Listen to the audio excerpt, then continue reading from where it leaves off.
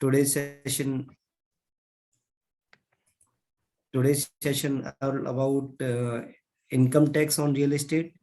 Tomorrow we will discuss comprehensive approach on RERA, and third day we will discuss GST implication on builders. I welcome first day speaker CA Manoj Gupta ji on this platform. He is first time delivering a webinar on this Team CASA channel, which is truly imparting knowledge sharing since last more than a decade. Manoj ji, welcome to you on this thank you, sir. platform. Thank you. And thanks to all participants for joining. Before I start, Manoj sir start, I request Asa ji to take up about the brief profile of Manoj sir. Thank you, Sumit ji, and thank you, Team CASA, for giving me an opportunity to welcome our eminent expert, CA Manoj Gupta ji. Friends, CA Manoj Gupta ji has qualified in the year 96, and he is practicing for more than 2 decades now. And he is currently Secretary of Sales Tax Bar Association, Secretary of Tax Bar Associations, not Sales Tax, sorry, Jodhpur. He is co-opted member of ICAI Committee on International Trade and WTO. He has remained member of Direct Tax Committee of CIRC of ICAI also. He has flair of reading, writing, and he has, to his credit, various articles published on various forums. He is very active in giving his reply, his comments on suggesting and helping our members in various professional related matters, especially on direct taxes and GST.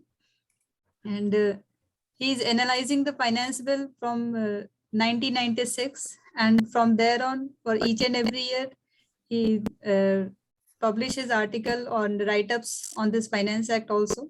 He is an active speaker on various forums and has delivered various lectures on the income tax issues very often. So today he is with us to deliberate on issues related to real estate and income tax. Welcome, Manoj sir.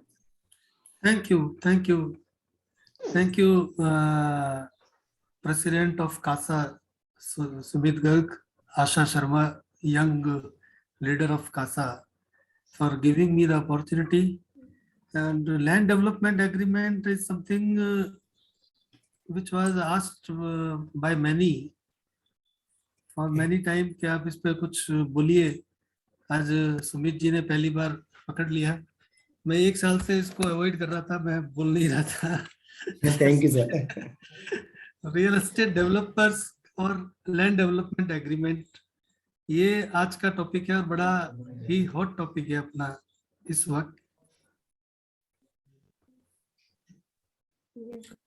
Mainly जो sections आज हम discuss करेंगे, 23 subsection 5, 28 clause 6A, 43 CA, 43 CB, 45, 49 7, 49 9 भी एक इसमें आएगा, subsection है, 56 2 10, 247 transfer और 80 IBA. सबसे पहले जो है इशू वो है, रियल एस्टेट डेवलपर ने कोई प्रोजेक्ट बनाया, रेजिडेंशियल हाउसिंग प्रोजेक्ट बनाया, फ्लैट्स अनसोल्ड रह गए. इसके ऊपर एक कंट्रोवर्सी क्रिएट हुई कि इस फ्लैट्स की क्या नोशनल वैल्यू को टैक्स किया जा सकता है. अंसल हाउसिंग के केस में दिल्ली हाई कोर्ट का एक जजमेंट है इसके ऊपर, लेकिन उसके बाद गवर्नमेंट ने सेक्शन में चेंज किया, सबसेक्शन 5 एक डाला. उसके हिसाब से अगर कोई प्रोजेक्ट में अनसोल्ड इन्वेंट्री बिल्डर के पास है तो 2 साल तक तो उसकी एनुअल वैल्यू टैक्स नहीं होगी. तीसरे साल से उसकी जो नोशनल एनुअल वैल्यू टैक्स होगी. पहले ये 1 साल का दिया था, फाइनेंस एक्ट 17 से ये अमेंडमेंट आया था, असेसमेंट 18-19 से. पहले 1 साल के लिए ये एग्जेम्पशन था, बाद में इसको 2 साल कर दिया फाइनेंस एक्ट 19 से. 2 साल के बाद जितनी अनसोल्ड इन्वेंट्री है उसकी जो नोशनल वैल्यू है, जो म्युनिसिपल वैल्यू, फेयर रेंटर वैल्यू से निकलेगी, उस पर आपका टैक्स लग जाएगा, चाहे इनकम कुछ हुई हो या नहीं हुई हो. अब आपने जैसे 5 फ्लैट बनाए, 1/5/17 को कंप्लीट हो गए, 31/8/17 को सर्टिफिकेट ऑफ कंप्लीशन आ गया, 3 फ्लैट हाथ में रह गए, तो असेसमेंट 18-19 में कुछ टैक्स नहीं होगा, 19-20 पे भी कुछ टैक्स नहीं होगा, क्योंकि उस समय तक 1 ईयर का पीरियड था. बाद में जो है 2 ईयर का पीरियड आ गया तो 20-21 में भी टैक्स नहीं होगा, लेकिन 21-22 असेसमेंट ईयर से नोशनल वैल्यू टैक्स हो रही है। इसमें एक इशू आया था अभी मेरे पास के साथ, सेक्शन 22 में annual value of a property used by the assessee for the purposes of business और प्रोफेशन जो है वो टैक्स नहीं होती है। तो चूंकि ये इन्वेंट्री जो है उसकी बिजनेस असेट है, तो क्या 23(5) सेक्शन 22 को ओवरराइड कर सकता है? एक्चुअली सेक्शन 22 में जो एग्जेम्पशन दी गई है वो दी गई है उस सिचुएशन में जबकि प्रॉपर्टी बिजनेस के लिए ऑक्यूपाई की जा रही है, यूज की जा रही है। मान लीजिए आप अपने फ्लैट्स में ऑफिस लगाए हुए हैं तो वो तो एग्जेम्पशन हो जाएगा, लेकिन आपके 100 फ्लैट्स हैं और अनसोल्ड इन्वेंट्री 100 फ्लैट्स की है, तो 100 के 100 ऑफिसेज आपने occupy for the purpose of business नहीं कर रखा है, तो 22 से ये प्रोविजन हिट नहीं हो रहा है। तो 23 सबसेक्शन 5 में चार्जेबिलिटी रहेगी। सेक्शन 22 में ऑक्यूपाई का क्या मतलब है? ये मोदी इंडस्ट्रीज के केस में Delhi high court full bench ने जजमेंट दिया था कि occupy means occupied for the business. ऐसा नहीं है कि अनसोल्ड इन्वेंट्री को आप कहेंगे मैंने ऑक्यूपाई कर रखा। ऑक्यूपाई मतलब वहां पे कोई यूज होना चाहिए, या तो कोई ऑफिस हो या कोई शॉप चला रहे हो या कोई वहां पे अपन ने बिजनेस ऐसे जो है लगा रखा हो, तो ही आपको एग्जेम्पशन आएगी। सेकंड एक इशू जो बहुत बरसों से चल रहा है कि एक कंपनी को फॉर्म किया गया और उसका काम ही रियल एस्टेट में डील करना है। अब यहाँ पे मजेदार बात यह है कि जब हम हेड ऑफ इनकम में हाउस प्रॉपर्टी में रिपोर्ट करते हैं तो रेवेन्यू कहता है कि ये तो बिजनेस इनकम है, जब बिजनेस में करते हैं तो वो कहता है हाउस प्रॉपर्टी की इनकम है। इन सिचुएशंस में भी यही हुआ, रेवेन्यू ने कहा नहीं ये तो आपकी बिजनेस इनकम नहीं है, हाउस प्रॉपर्टी की इनकम है। सुप्रीम कोर्ट ने 2 फैसले अभी अभी रिसेंटली दिए हैं, एक Chennai properties and investment limited और एक रयाला कॉर्पोरेशन, जिसमें चेन्नई प्रॉपर्टीज को फॉलो भी किया और पिछले जो जजमेंट थे करणपुरा लैंड डेवलपमेंट वाले उनको सबको एक्सप्लेन भी किया और ये कहा कि जब कंपनी का ऑब्जेक्टिव मेमोरेंडम में ही लिखा हुआ है कि it will deal in properties, property को किराए पे देगी, किराए पे लेगी, फिर आगे किराए पे देगी, तो इसका ये बिजनेस है और बिजनेस इनकम की तरह ही ये टैक्स होगा। तीसरा इशू जो रियल एस्टेट डेवलपर के केस में आता है, आपने शॉपिंग मॉल कंस्ट्रक्ट किया, उसके बाद मॉल का आप ऑपरेशन करते हैं, हर शॉप से आप कुछ चार्ज लेते हैं, उसके बदले मॉल मेंटेनेंस करते हैं। इसके ऊपर जो है बहुत डिबेट चला। सबसे पहला जजमेंट जो इसमें आया था वो आया था पीएफएच मॉल का जजमेंट आया था चंडीगढ़ ट्रिब्यूनल का। अब तो हाईकोर्ट के डिसीजंस आ गए हैं। रुनवाल डेवलपर्स बॉम्बे हाईकोर्ट में उन्होंने कहा कि ये मॉल को चलाना इज ए बिजनेस एक्टिविटी, ये कोई नॉर्मल काम नहीं है जो एक आदमी कर रहा है, ये बिजनेस एक्टिविटी है। बाकायदा आप स्टाफ रखते हैं, मॉल को मैनेज करते हैं, सफाई करते हैं, मॉल की सारी जो टूट फूट होती है वो आपकी जिम्मे होती है। तो इस तरह से जब आप मॉल चला रहे हैं तो ये बिजनेस है। सिमिलर डिसीजंस ई सिटी प्रोजेक्ट कंस्ट्रक्शन में आया है और उसके बाद अभी एक केरला हाईकोर्ट ओबेरन एडिफिसेस में भी यही जजमेंट आया है कि जब आप मॉल चला रहे हैं तो purpose is commercial exploitation of property, उसके चक्कर में बहुत सारी सर्विसेज दे रहे हैं, मॉल को मेंटेन कर रहे हैं, स्टाफ रख रहे हैं, तो ये एक एक्टिविटी जो इंटीग्रेटेड एक्टिविटी है, इसमें बिजनेस ही होगा। ये जो इसका मेरा जो ऑब्जर्वेशन है कि the mere fact that income is attached to immovable property cannot be the sole criterion for assessment of the related income as income from house property. It is necessary always to dig further to find out what is primary object of the SSC. So here जो mall के case में वो mall management कर रहा है, उसका primary object mall को run करना है, प्रॉपर्टी से इनकम कमाना नहीं है। मॉल की मेंटेनेंस होगी, मॉल फुल्ली मेंटेन्ड होगा, प्रॉपरली क्लीन होगा, सारी चीजें सही होंगी तो लोग आएंगे, बिजनेस बढ़ेगा और हो सकता है उसकी रेंटल इनकम भी उससे बढ़े। रियल एस्टेट डेवलपर के केस में ऐसा भी हो सकता है कि उसके पास कुछ प्लॉट्स हो, उनको वो कैपिटल एसेट में कन्वर्ट कर ले, तो उस केस में जो fair market value on the date of conversion वो बिजनेस इनकम बन जाएगी। यहाँ 45 सबसेक्शन 2 की तरह चार्जेबिलिटी पोस्टपोन नहीं होगी, इमीडिएटली चार्ज हो जाएगा। जिस दिन वह फेयर मार्केट वैल्यू लैंड और बिल्डिंग के केस में उस दिन की स्टाम्प वैल्यू ले ली जाएगी। फ्यूचर कॉन्सिक्वेंसेस, अगर इस प्रॉपर्टी को वो कहीं आगे ट्रांसफर करते हैं तो जो एफएमवी या टैक्स हुई है वो वहां कॉस्ट बन जाएगी और जो उसके बाद जो आएगा वो कैपिटल गेन आएगा। सेकंड आएगा कैपिटल गेन लॉन्ग टर्म होगा कि शॉर्ट टर्म होगा। जहां से ये एसेट आपने ओन करी थी और जब ट्रांसफर करेंगे वो पीरियड लिया जाएगा, इसमें ये पीरियड इंक्लूड किया जाएगा। जिस from the sorry period of holding जो है डेट ऑफ कन्वर्जन से इंक्लूड किया जाएगा, उसके अदरवाइज नहीं। जब डेट ऑफ कन्वर्जन हो जाएगा तभी इंक्लूड किया जाएगा। इसमें एक इशू है कि जैसे किसी के पास मान लीजिए 10 प्लॉट है और वो प्लॉट इन्वेंट्री के रूप में उन्होंने बैलेंस शीट में दिखा रखे हैं। अब वो चाह रहे हैं कि 2 प्लॉट को मैं अपनी डॉटर को गिफ्ट कर दूं। तो उन्होंने मुझसे क्वेरी की थी कि साहब इसमें क्या होगा, ये 28(6)(a) में क्या इसको डीम्ड कन्वर्जन मान लेंगे कैपिटल एसेट में? इशू डिबेटेबल है। मैंने उनको बोला अभी इस पर कोई क्लैरिटी नहीं है, लेकिन इलाहाबाद हाईकोर्ट का एक जजमेंट है, आगे अपन डिस्कस करेंगे। उसमें उन्होंने कहा कि 45(2) के रेस्पेक्ट में, 45 सबसेक्शन 2 के रेस्पेक्ट में जहां आप इन्वेंट्री कैपिटल एसेट को इन्वेंट्री में कन्वर्ट करते हैं, उन्होंने कहा there must be some positive steps from the SSC to convert the asset into a inventory. तो पॉजिटिव उसके स्टेप्स होने चाहिए उस दिशा में, उसके डायरेक्शन में, तब जाकर के वो 45(2) वहां लगेगा। तो इस केस में हम ये आर्ग्यू कर सकते हैं कि इट्स ओनली ए गिफ्ट, हम गिफ्ट कर रहे हैं, कोई किसी जो है हमारा इंटेंशन कैपिटल एसेट नहीं है, वो एसेट बैलेंस शीट में रहेगा भी नहीं, हट जाएगा। तो ऐसा आर्ग्यू किया जा सकता है।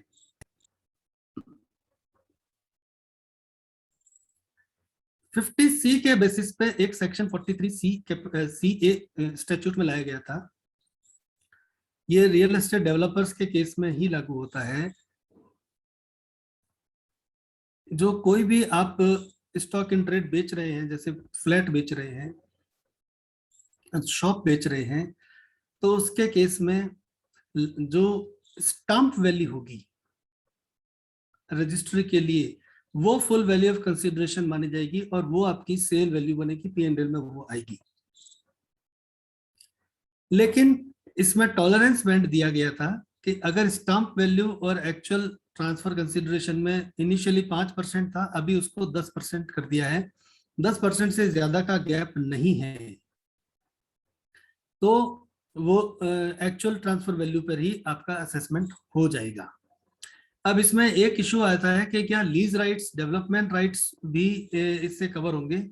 सेक्शन 50(c) के रिस्पेक्ट में बहुत सारे जजमेंट हैं जिसमें उन्होंने कहा कि लीज राइट्स और डेवलपमेंट राइट्स इसमें कवर नहीं होते हैं, ओनली लैंड और बिल्डिंग और बोथ, क्योंकि वर्ड भी यूज किया गया है एनी एसेट बीइंग लैंड और बिल्डिंग और both.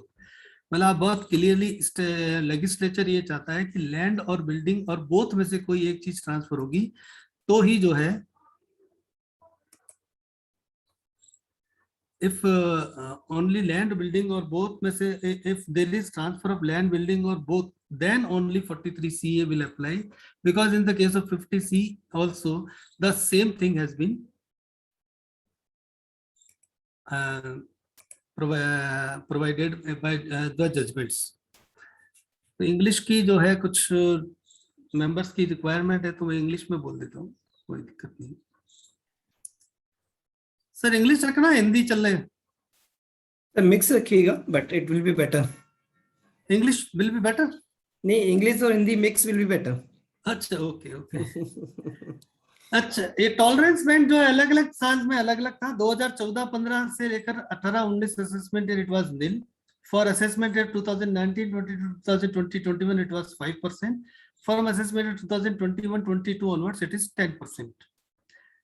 But if any of your cases are going on for the assessment at 2014-15 onwards in the respect of section 43(c)(a), you can plead that 10% is the tolerance band, and if there is difference between stamp value and actual value is not more than 10%, you will succeed in all the appeals, because it was specifically held in connection with section 43(c)(a). Faber construction के case में Mumbai tribunal में कि ये जो आपने ये relaxation दिया ये रेट्रोस्पेक्टिव है और फ्रॉम द डेट, जिस डेट से ये सेक्शन आया है वहां से लागू होगा।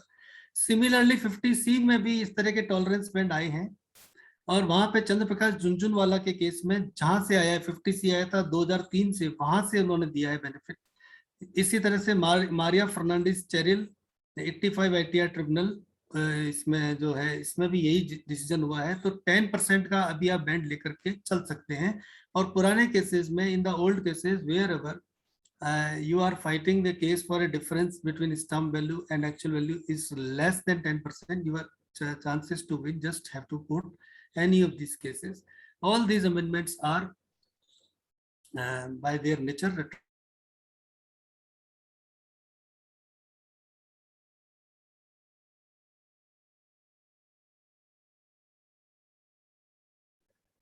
फाइनल है वो 12% कर दिया गया। लेकिन इसमें कंडीशंस हैं। There is a transfer of residential unit during the period 12 November 2020 to 30 June 2021। Such transfer is by way of first time allotment of residential unit to any person, and the consideration received occurring as a result of such transfer does not exceed 2 crore rupees. ये जो है Covid के situation में जो real estate sector को government ने कुछ relief दिया था, उस सिलसिले में ये प्रोविजो आया है। इसकी लिमिटेड एप्लीकेबिलिटी है, लिमिटेड पीरियड में है। और एक चीज और है, टैक्स ऑडिट में भी इसका इम्पैक्ट है। 56(2)(10) के रिस्पेक्ट में जो क्वेरी है क्लॉज 17 में, वहां इसका जवाब देना है। और टैक्स ऑडिट में ऑडिटर के पास ये बहुत मुश्किल है, ये जो कंडीशन है, such transfer is by way of first time allotment of residential unit to any person.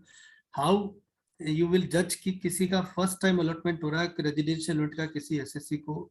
तो आपको बिल्डर से, अगर आपका बिल्डर कोई क्लाइंट है, आप टैक्स ऑडिट कर रहे हैं, तो आपको ये कहना पड़ेगा कि भाई आप अपना ये उससे डिक्लेरेशन ले लो जो बायर है कि वो फर्स्ट टाइम खरीदा है, तभी ये 20% का टॉलरेंस बैंड मिलेगा। और वो डिक्लेरेशन के आधार पे आप कह सकते हैं। अगर कोई स्टैम्प वैल्यू को चैलेंज करता है, तो जैसे 50C में जो सिस्टम है वो यहाँ पर दिया हुआ है कि आप स्टैम्प वैल्यू को चैलेंज कर सकते हैं, फिर डिपार्टमेंटल वैल्यूएशन ऑफिस के पास जाएगा और फिर वो जो वैल्यू निकालेगा वो बाइंडिंग होगी, but that value can not exceed the stamp value. So there is no issue in that regard. There may be a situation where date of agreement and date of registration are different. So which stamp value is to be taken? Stamp value on the date of agreement may be taken, but only in a case where the amount of consideration is received by account pay check, account pay draft, electronic clearing system और prescribe electronic modes जो rule 6(a)(b)(a) में आजकल omnibus दे दिए गए हैं, सब जगह वो लागू होते हैं, 48(3) में भी लागू होते हैं। वहां से आपको बारो करने हैं, जो भी मेथड है वहां से क्रेडिट कार्ड, डेबिट कार्ड सब अलाउ कर दिया है, नेट बैंकिंग तो है ही है। तो अगर कंसीडरेशन इस तरह से आएगा तो फिर stamp value date of agreement की ले सकते हैं।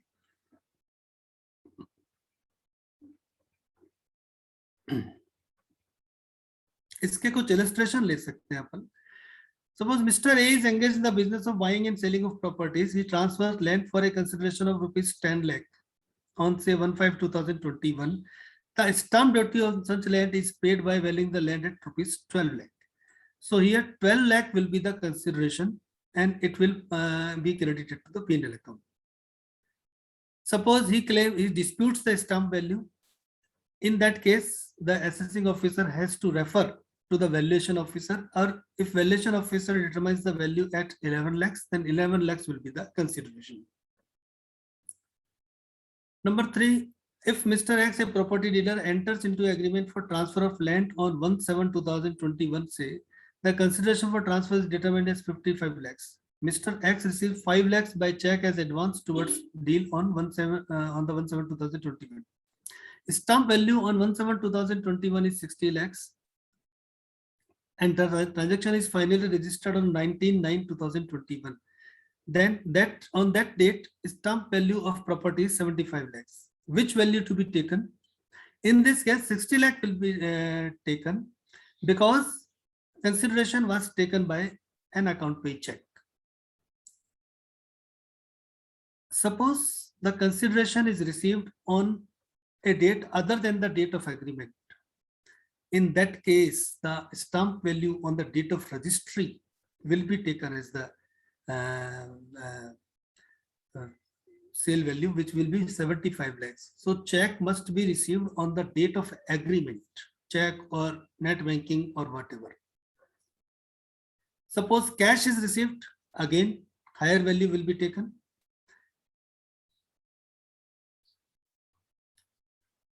There is a method of accounting and determination of income for construction contractors 43CB. Construction contract के केस में ये उन्होंने दिया है कि वो ICDS के अकॉर्डिंग करना पड़ेगा और इसमें आपको परसेंटेज ऑफ कंप्लीशन मेथड से ही करना पड़ेगा।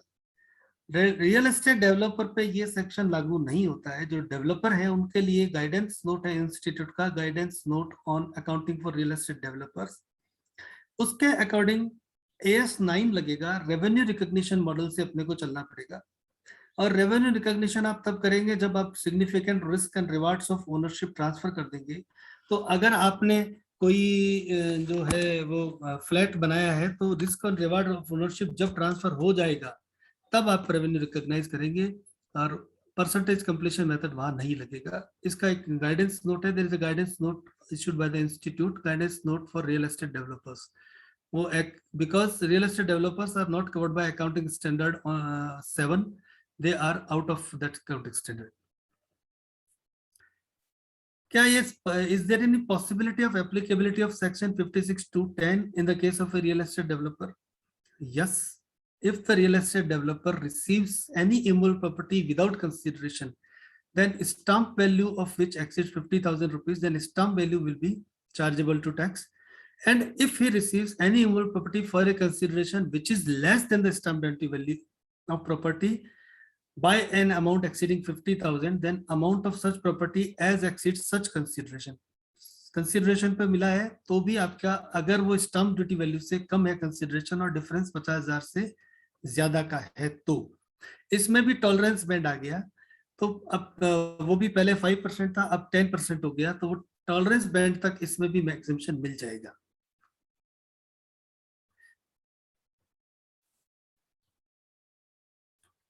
अब हम आ जाते हैं रियल एस्टेट डेवलपर का जो मेजर सेक्शन है वो है प्रॉफिट्स का जो एग्जेम्पशन है 80IBA में।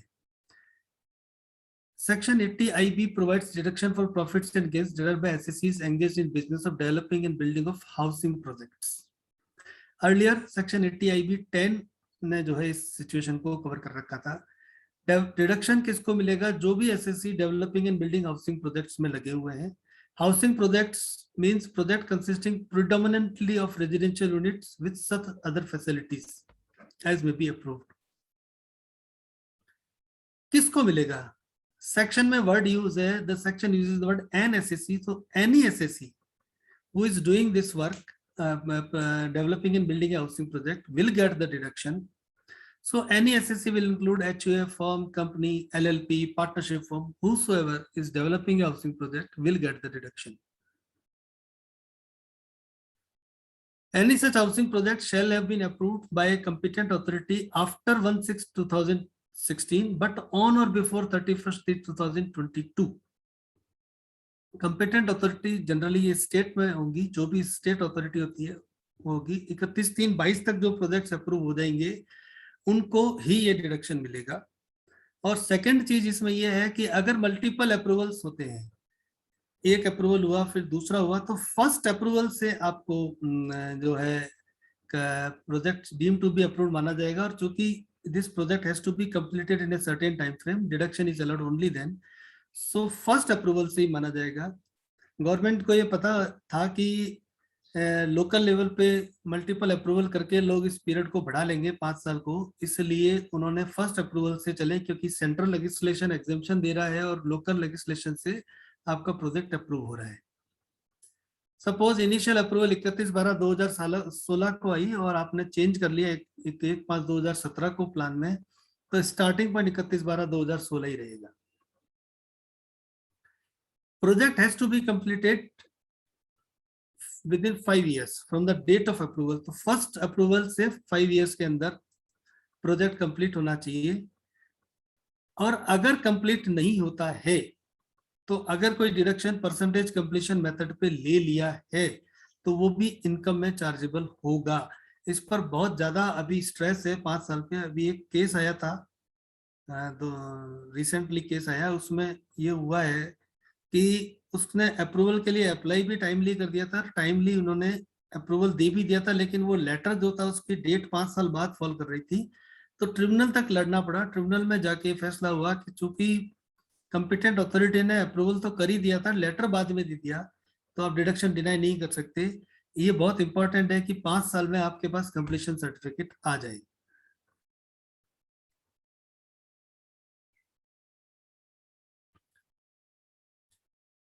अब इसमें एक है कि कमेंसमेंट 1/16 से 31/3/22 के बीच में कौन सी डेट को कमेंस हुआ। इसके लिए आर्किटेक्ट से सर्टिफिकेट ले लें, और तो कोई तरीका है नहीं, क्योंकि इन्होंने जो है वो इसमें कोई लॉ में इसका प्रोविजन नहीं दिया है। 100% डिडक्शन है टोटल प्रॉफिट के लिए। इसकी कंडीशंस में जो है कुछ कंडीशंस हैं, वो अपन 1 बाय 1 डिस्कस कर लेते हैं। एक तो साइज ऑफ द प्लॉट, इसमें भी 2 हिस्से हो गए। पहले 31/8/19 तक एक कंडीशंस थी, 1/9/19 से कंडीशंस चेंज कर दी गवर्नमेंट ने। Size of the plot is 1000 square meter where the project is located within the cities of Chennai, Delhi, Kolkata और मुंबई। ये ओरिजिनल था। करंटली बेंगलुरु, चेन्नई, दिल्ली में भी नेशनल कैपिटल रीजन, जिसमें आपका नोएडा, ग्रेटर नोएडा, गाजियाबाद, गुरुग्राम, फरीदाबाद, फिर हैदराबाद, कोलकाता और मुंबई में भी होल ऑफ मुंबई पूरा ले लिया। और 2000 स्क्वायर मीटर जैसे हमारे जोधपुर में है तो 2000 स्क्वायर मीटर कर दिया। तो ये साइज ऑफ द प्लॉट बड़ा इंपॉर्टेंट है, इस पर काफी डिस्प्यूट पिछले 80 IB 10 में भी हुए थे। साइज ऑफ द प्लॉट इतनी मिनिमम तो होनी ही चाहिए। इससे कम साइज का प्लॉट है, या ऐसे एक केसेस हुए थे 80 IB 10 में कि 2 प्लॉट थे, एक प्लॉट और दोनों के बीच में गैप था, ये 800 स्क्वायर मीटर का है, ये 500 स्क्वायर मीटर का है, डिडक्शन नहीं मिलता है। इसलिए साइज पूरा 1000 स्क्वायर मीटर होना चाहिए। एक ही प्रोजेक्ट होना चाहिए, ओनली हाउसिंग प्रोजेक्ट होना चाहिए। ये पहले भी कंडीशन थी, आज भी है। कारपेट एरिया रेजिडेंशियल यूनिट का डिटरमाइन कर रखा है। करंटली 60 स्क्वायर मीटर है दिल्ली, मुंबई और जो भी आपके मेट्रोपॉलिटन एरिया जो मैं अपन ने भी डिस्कस किए, और बाकी जगह 90 स्क्वायर मीटर है। ये कारपेट एरिया है। पहले 30 और 60 था। Stamp duty value residential unit की 45 लाख से ज्यादा नहीं होनी चाहिए। अगर उससे ज्यादा है तो 80 IBA का डिडक्शन नहीं मिलेगा। ये अफोर्डेबल हाउसिंग प्रोजेक्ट्स के लिए ज्यादातर लाया गया है। एक इंडिविजुअल को एक ही दे सकते हैं, और उसके रिलेटिव को भी एक से वो एक में शामिल होता है, उससे ज्यादा नहीं मिलेगा। यूटिलाइजेशन ऑफ फ्लोर एरिया की कंडीशंस है 90% for metro, 80% for others. Books of account separate books रखनी है प्रोजेक्ट के लिए, लेकिन 80 IBA के डिडक्शन के लिए किसी तरह की चार्टर्ड अकाउंटेंट की ऑडिट की कोई जरूरत नहीं है।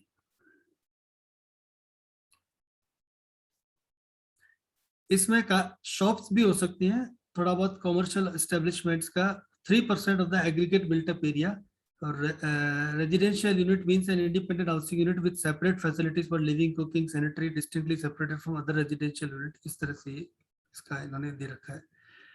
हाँ, ये एक रेस्ट्रिक्शन है कि any person other than individual को तो कितनी भी आप यूनिट अलॉट कर सकते हैं। इंडिविजुअल को no other residential unit in such housing project is allotted to any of the following person, namely the individual, spouse, minor children of such individual.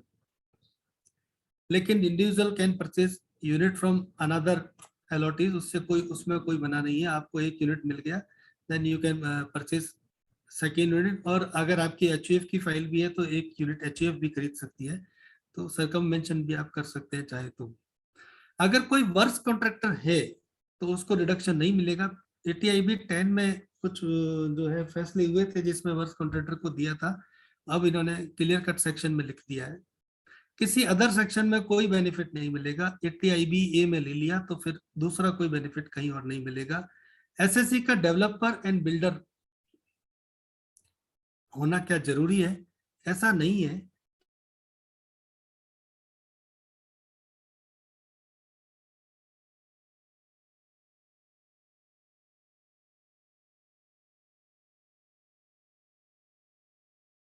को मिलेगा, डेवलपर बिल्डर को मिलेगा, लैंड ओनर को नहीं मिलेगा। ऐसा हो सकता है कि आपका प्रोजेक्ट तो कंप्लीट हो गया लेकिन सारी यूनिट सेल नहीं हुई, तो परसेंटेज ऑफ कंप्लीशन मेथड पे you can get the deduction. जितनी सेल हुई उतने का डिडक्शन आप लेते जाएंगे। परसेंटेज ऑफ कंप्लीशन है मतलब जैसे जैसे सेल होती जाएगी रेवेन्यू रिकॉग्नाइज करते जाएंगे और उसका डिडक्शन लेते जाएंगे। अगर आपने एक हाउसिंग प्रोजेक्ट अपन ने पहले डिस्कस कर लिया, different plots whose total size exceeds specified size, reduction नहीं मिलेगा, क्योंकि प्लॉट की साइज होनी चाहिए। ये जो अभी अपन बात कर रहे थे ईयर टू ईयर बेसिस पे, मान लीजिए 100 यूनिट बनी, 10 बेच दी इस साल, 20 बेच दी अगले साल, 30 बेच दी, तो पिछले लॉ में इंस्ट्रक्शन नंबर 4/2009 आया था, उसमें उन्होंने माना था कि हाँ ये हो सकता है, इसमें डिडक्शन मिल सकता है, तो ATIBA में भी मिल जाएगा अपने को। क्या लैंड ओनर होना जरूरी है? ATIB 10 में भी एक कंट्रोवर्सी आई थी। सबसे पहले मेरे पास ओपिनियन के लिए एक अहमदाबाद से एक चार्टर्ड अकाउंटेंट ने भेजा था। मैंने कहा कि जब सेक्शन आया था ATIB 10, तब भी मैंने उनको कहा कि लैंड ओनर होना जरूरी नहीं है, क्योंकि लैंग्वेज ऐसी है कि where the gross total income of an SSC includes any profits and gains derived from the business of developing and building housing projects, there shall, subject to the provisions of this section, be allowed a deduction of an amount equal to 100% of the profits and gains derived from such business. So there is no need to, you must be owner of the land. ये Radhe developers के case में Gujarat high court ने ये decision भी दिया, और उसमें ये उन्होंने बोला कि यस, आपका ओनर होना जरूरी नहीं है, आपका जो है वो लैंड ओनर होना जरूरी नहीं है, developer and builder of housing project अगर है तो डिडक्शन मिल जाएगा। कुछ केस लॉ जो पिछले लॉ में भी डिसाइड हुए थे, बंबई में ज्यादा होता है कि आपको FSI मिलता है, फ्लोर स्पेस इंडेक्स। आप प्रॉपर्टी डेवलप करते हैं, you get A FSI. So on that FSI you can also claim deduction under section 80IB 10. ये अर्लियर राधे डेवलपर के केस में डिसीजन आया था। कोई परसेंटेज कंप्लीशन मेथड अगर फॉलो करता है डेवलपर, तो क्या 80IB 10 का डिडक्शन ले सकता है? ये लास्ट पिछले लॉ में ये आया था। 80IBA में अभी तक कोई फैसले नहीं आए हैं, ज्यादातर फैसले 80IB 10 के ही हैं। तो BK पाटे एंटरप्राइजेस, कीर्ति एस्टेट्स, कुरा होम्स, इन सब में ये होल्ड हुआ कि आप परसेंटेज पे भी डिडक्शन ले सकते हैं। ऐसा होता है कि you are constructing a housing project, you have maintained the requirements of the law that each residential unit shall be of 90 square meter or 60 square meter, but the buyer has combined 2 or 3 units to make a bigger living space. Suppose दो ऊपर के दो नीचे के flat लेकर के और आपस में दीवारें तोड़ के उन्होंने एक बड़ा उसमें बना लिया पेंट हाउस टाइप, या वो क्या बोलते हैं, उस तरह की बिल्डिंग उन्होंने कंस्ट्रक्शन कर लिया, डुप्लेक्स बना लिया। तो कुछ केसेस में रेवेन्यू ने डिस्प्यूट किया था कि इसमें डिडक्शन नहीं मिलेगा, लेकिन कोर्ट ने कहा कि भाई इसमें how can a developer and builder ensure कि वो he doesn't changes the structure. So MG Holdings, Harware Constructions, Confident Projects, Global Realty, all tribunals, Mumbai Tribunal, Bangalore Tribunal, Indore Tribunal, इन्होंने सबने कहा कि नहीं, डिडक्शन इस केस में आपको मिलेगा।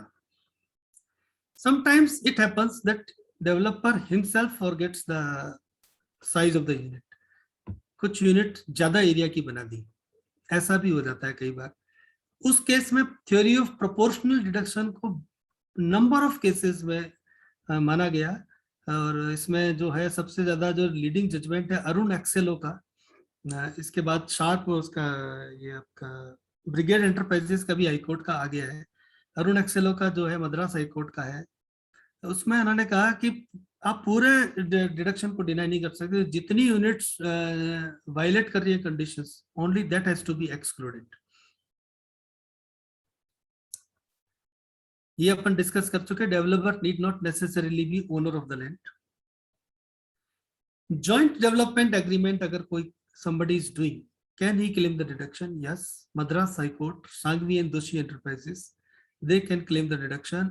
इसमें रेवेन्यू ने ये भी कहा कि सर दोनों ले लेंगे, तो उन्होंने कहा नहीं, वो अपने हिस्से का लेगा और ये अपने हिस्से का लेगा। दोनों जॉइंट वेंचर कर रहे हैं, दोनों बिजनेसमैन हो गए, दोनों डेवलपर एंड बिल्डर हो गए, तो वो अपने हिस्से का लेगा और वो अपने हिस्से का लेगा। इसके बहुत सारे केसेस हैं जो आपके अहमदाबाद ट्रिब्यूनल के और इनके ये आपका कर्नाटक हाई कोर्ट का श्रवणवी कंस्ट्रक्शंस का भी है। इस श्रवणवी कंस्ट्रक्शन में साफ लिखा है, it was held that it is clear from the joint development agreement that the undertaking of developing and building house jointly undertaken by SSC and the builder Therefore, in respect to the residential units numbering 211 in all, the persons who undertake this undertaking was entitled to deduction in proportion to the share only. So there cannot be double deduction. Bombay Real Estate Development, Mumbai Tribunal. एक बड़ा important issue आया, ये issue आजकल काफी चल रहा है, अभी कुछ जजमेंट्स और भी आए हैं इसके अंदर, कि सर्च हुई और सर्च के बाद 153A के रिटर्न में डिडक्शन क्लेम किया गया। तो पहले जो है राजस्थान हाईकोर्ट का जय स्टील का केस था, उसमें तो उन्होंने कहा कि नहीं, आप सर्च के रिटर्न में कोई भी नया डिडक्शन नहीं ले सकते हैं।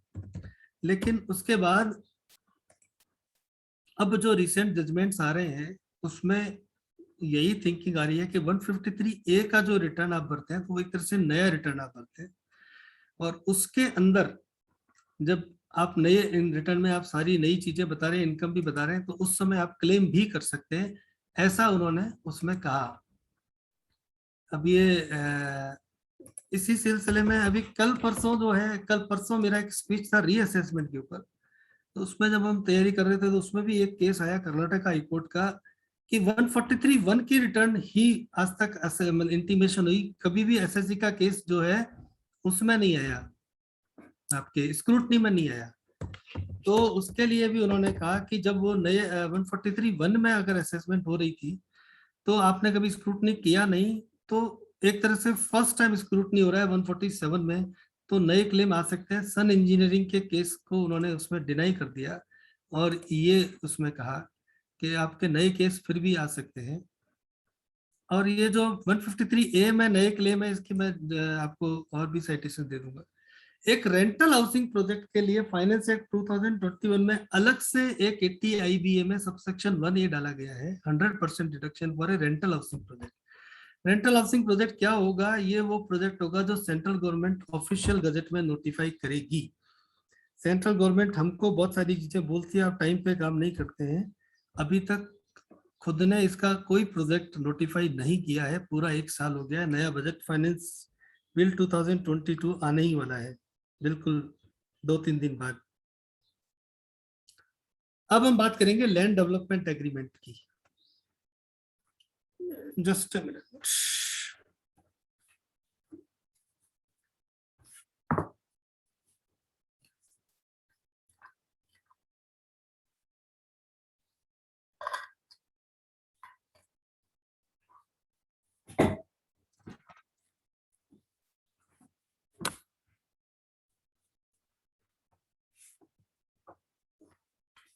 लैंड डेवलपमेंट एग्रीमेंट में जो आपके मेजर सेक्शंस लगते हैं वो 2 क्लॉज 47 45(5)(a).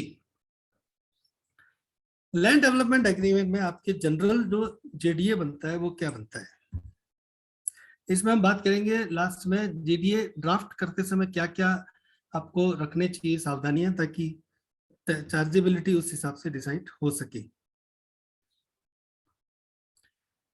एक तो होता है जिस there is a plot, suppose 500 square yard plot in a city like Delhi, so the owner wants it to develop in a 3, 4, 5 floor building. Each floor is sellable in the area of Delhi separately, but he does not have the money to do that, so he engages a developer. Developer जो है वो मकान को गिराता है existing को, उसके ऊपर 5 फ्लोर की नई बिल्डिंग क्रिएट करता है, और उनके बीच में टाई अप होता है कि 2 फ्लोर डेवलपर के पास रह जाएंगे, 3 फ्लोर ओरिजिनल के पास रह जाएंगे, ओनर के पास रह जाएंगे। एक होता है कि लैंड ओनर के पास एक बहुत बड़ा पार्सल ऑफ लैंड है 2000 स्क्वायर मीटर का, वो उसको डेवलप करना चाहता है और डेवलपमेंट के फ्रूट्स भी लेना चाहता है। एक डेवलपर है, देयर इज ए बिल्डर, उसके पास डेवलपमेंट की एक्सपर्टाइज तो है, लेकिन इतने बड़े प्लॉट को खरीदने के पैसे नहीं है। वो दोनों एक जॉइंट डेवलपमेंट एग्रीमेंट करते हैं और उसमें कुछ अपफ्रंट पेमेंट भी होता है। कई बार ऐसा होता है कि सिर्फ डेवलप प्रॉपर्टी का 55%, 56% तो चला जाएगा ओनर को और 44% चला जाएगा डेवलपर को। इस तरह से भी होता है। तो 2-3 तरह से स्ट्रक्चर आते हैं। प्रॉब्लम आती है इसकी टैक्सेशन के अंदर। सिंपल आपने लैंड बेच दी, सिंपल आपने मकान बेच दिया और किसी ने गिरा के नया मकान बनाया, तो बहुत सिंपल है, कोई दिक्कत नहीं है कैपिटल गेन का। लेकिन डेवलपमेंट एग्रीमेंट में बहुत सारे इश्यूज हैं और वो सारे इश्यूज अपन अभी डिस्कस करेंगे वन बाय वन। सबसे पहला जो जजमेंट मुझे याद आता है, लैंड डेवलपमेंट एग्रीमेंट मेरा एक बड़ा ही फेवरेट टॉपिक रहा। मैं इसको शुरू से स्टडी करता हुआ आया हूँ। ऑलमोस्ट जितने केसेस आज तक हुए हैं मैंने सारे पढ़े हैं। इसका सबसे पहला केस जो आया था वो आपके दिल्ली एरिया से ही था, वसावी प्रताप चंद का, जिसका हाई कोर्ट का जजमेंट भी आ गया है। सबसे पहला वसावी प्रताप चंद के केस में ये इश्यूज डिस्कस हुए थे। अभी तो हाई कोर्ट का भी इसमें फैसला आ गया है। सबसे पहले इसमें डिस्कस करते हैं section 2 clause 47, transfer in relation to a capital asset. इसमें जो सब क्लॉज वी है, it provides that any transaction involving the allowing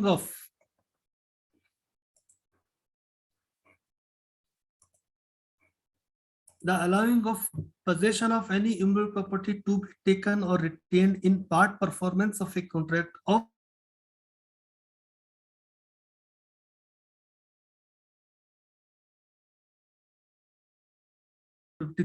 in general।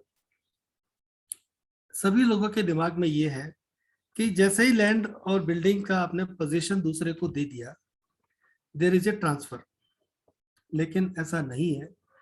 सबसे पहले वो जो पोजीशन दिया गया है वो 53A की कंडीशंस को भी पूरा करना चाहिए, तभी आपका ट्रांसफर हुआ है। 53A क्या कहता है?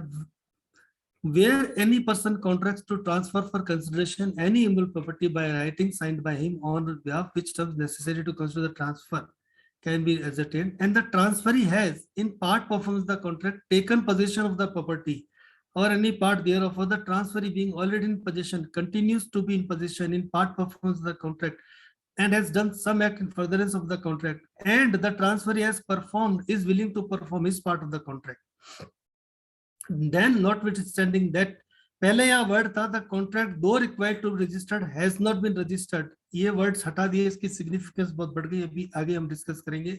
Where there is an instrument of transfer that the transfer has not been completed in the manner prescribed thereof by the law for the time being in force, the transferor और any person claiming under him shall be debarred from enforcing against the transferee.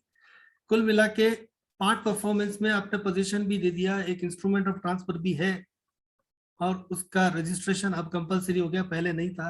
Registration भी हो गया उस instrument of transfer का या power of attorney या आपने जो लैंड डेवलपमेंट एग्रीमेंट किया, तो फिर ये सेक्शन 247 लगेगा। 53A में पार्ट परफॉर्मेंस होगी।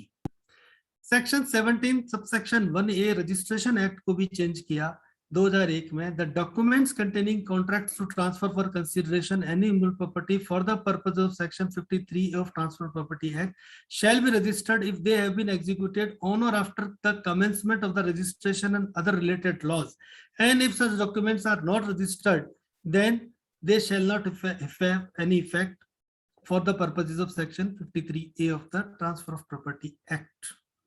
तो अगर आपने इस तरह का कोई डॉक्यूमेंट रजिस्टर नहीं किया तो पार्ट परफॉर्मेंस कंप्लीट नहीं हुआ तो सेक्शन 247 नहीं लगेगा। ये बहुत ही इंपॉर्टेंट चीज है।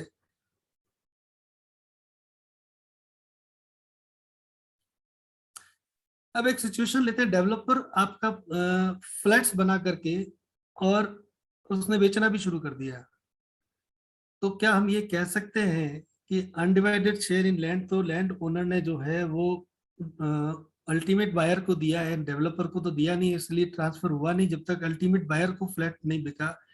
ऐसा नहीं होगा। पहले इसको एक सेकेंड अपन इसको डिस्कस कर लेते हैं। लैंड डेवलपमेंट एग्रीमेंट में कैपिटल गेन 2 बार आता है। पहला जब आप डेवलपर को लैंड देते हैं और दूसरा जब डेवलपर आपको उसके बदले में फ्लैट्स देता है, आपका शेयर देता है और उन फ्लैट्स को आप बेचते हैं, तो वो सेकंड कैपिटल गेन उन फ्लैट्स के बेचने पर आएगा। और फर्स्ट कैपिटल गेन जब लैंड ट्रांसफर हो जाएगी डेवलपर को तब आएगा लैंड के रिस्पेक्ट में। और अगर कोई बिल्डिंग खड़ी है उसको तोड़ करके लैंड बना के उस पर फ्लैट बनते हैं तो उस बिल्डिंग के रिस्पेक्ट में और उसके अंडरलाइंग लैंड के रिस्पेक्ट में there is a two time capital gain. एक केस जो हुआ था बहुत पहले, उसमें एसएससी ने आर्ग्यू किया कि मेरे पास तो कुछ आया नहीं, मैंने लैंड दी, मुझे फ्लैट मिले और उस फ्लैट को जब मैं बेचूंगा तब कैपिटल गेन आएगा, तो तब मैं कैपिटल गेन दे दूंगा। ट्रिब्यूनल ने कहा ऐसा भी हो सकता है कि आपने लैंड बेची, लैंड दी और 10 फ्लैट आपको मिल गए और उस 10 फ्लैट को आप बेचे ही ना कभी, तो फिर कैपिटल गेन तो कभी हुआ ही नहीं। जबकि लैंड के, एक लैंड के अगेंस्ट आपको 10 फ्लैट मिल गए हैं, तो 2 बार कैपिटल गेन आएगा। पहली बार आता है जब आपको लैंड को ट्रांसफर करते हैं, और दूसरी बार आता है जब उस लैंड से जो डेवलप प्रॉपर्टी का जो फ्लैट मिलते हैं उसको आप बेचते हैं। इसके बीच में ये अभी फाइनेंस एक्ट 2017 से सेक्शन 45 में सबसेक्शन 5A डाला, इसमें भी इसी थ्योरी पे इन्होंने सेक्शन डाला है।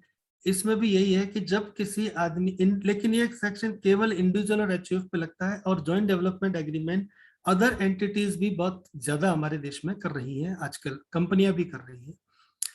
45(5)(a) को पहले पढ़ लेते हैं, फिर आगे की सारी बातें, बहुत सारे केस लॉ इसके ऊपर है, हम उसको डिस्कस करेंगे।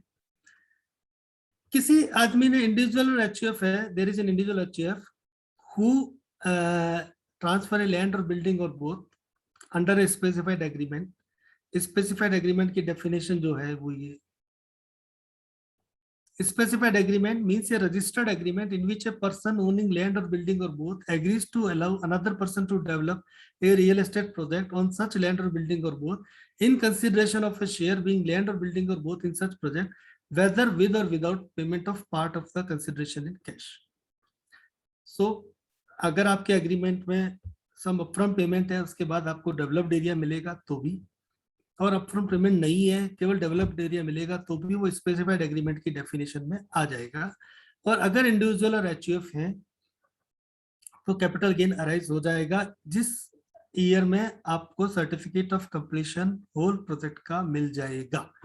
जो आपका completion of certificate of completion की महत्ता जीएसटी में परसों है शायद जीएसटी का, उसमें वो बताएंगे सीए साहब कि उसकी भी बड़ी महत्ता है। कंप्लीशन सर्टिफिकेट के बाद अगर सेल होती है तो जीएसटी नहीं लगता है। सुमित जी सही कह रहा हूँ? Right sir, right.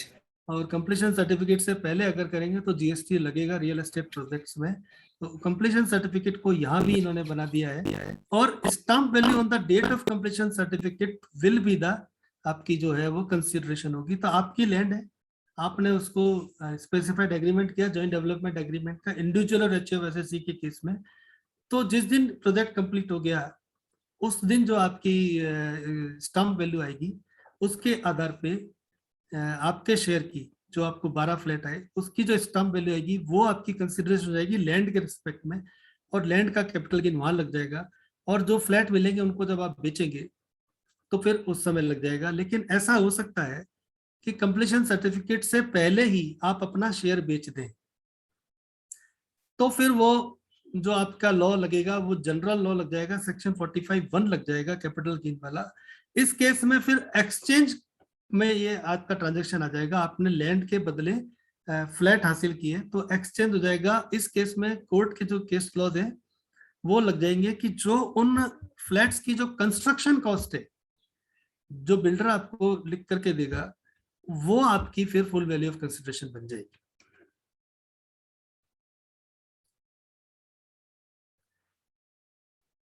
और इसकी जो कॉस्ट ऑफ एक्विजिशन के बारे में ये जो आपकी हो गई, जो आपकी ये इस तरह की जो एसेट हो जाएंगी उसकी जो आपकी चार्जेबल हो जाएगी वैल्यू, उसके ऊपर ये कॉस्ट ऑफ एक्विजिशन हो जाएगा। और सब्सिक्वेंट ट्रांसफर जो होगा आपके फ्लैट्स का उसके ऊपर आपको टैक्स लगेगा।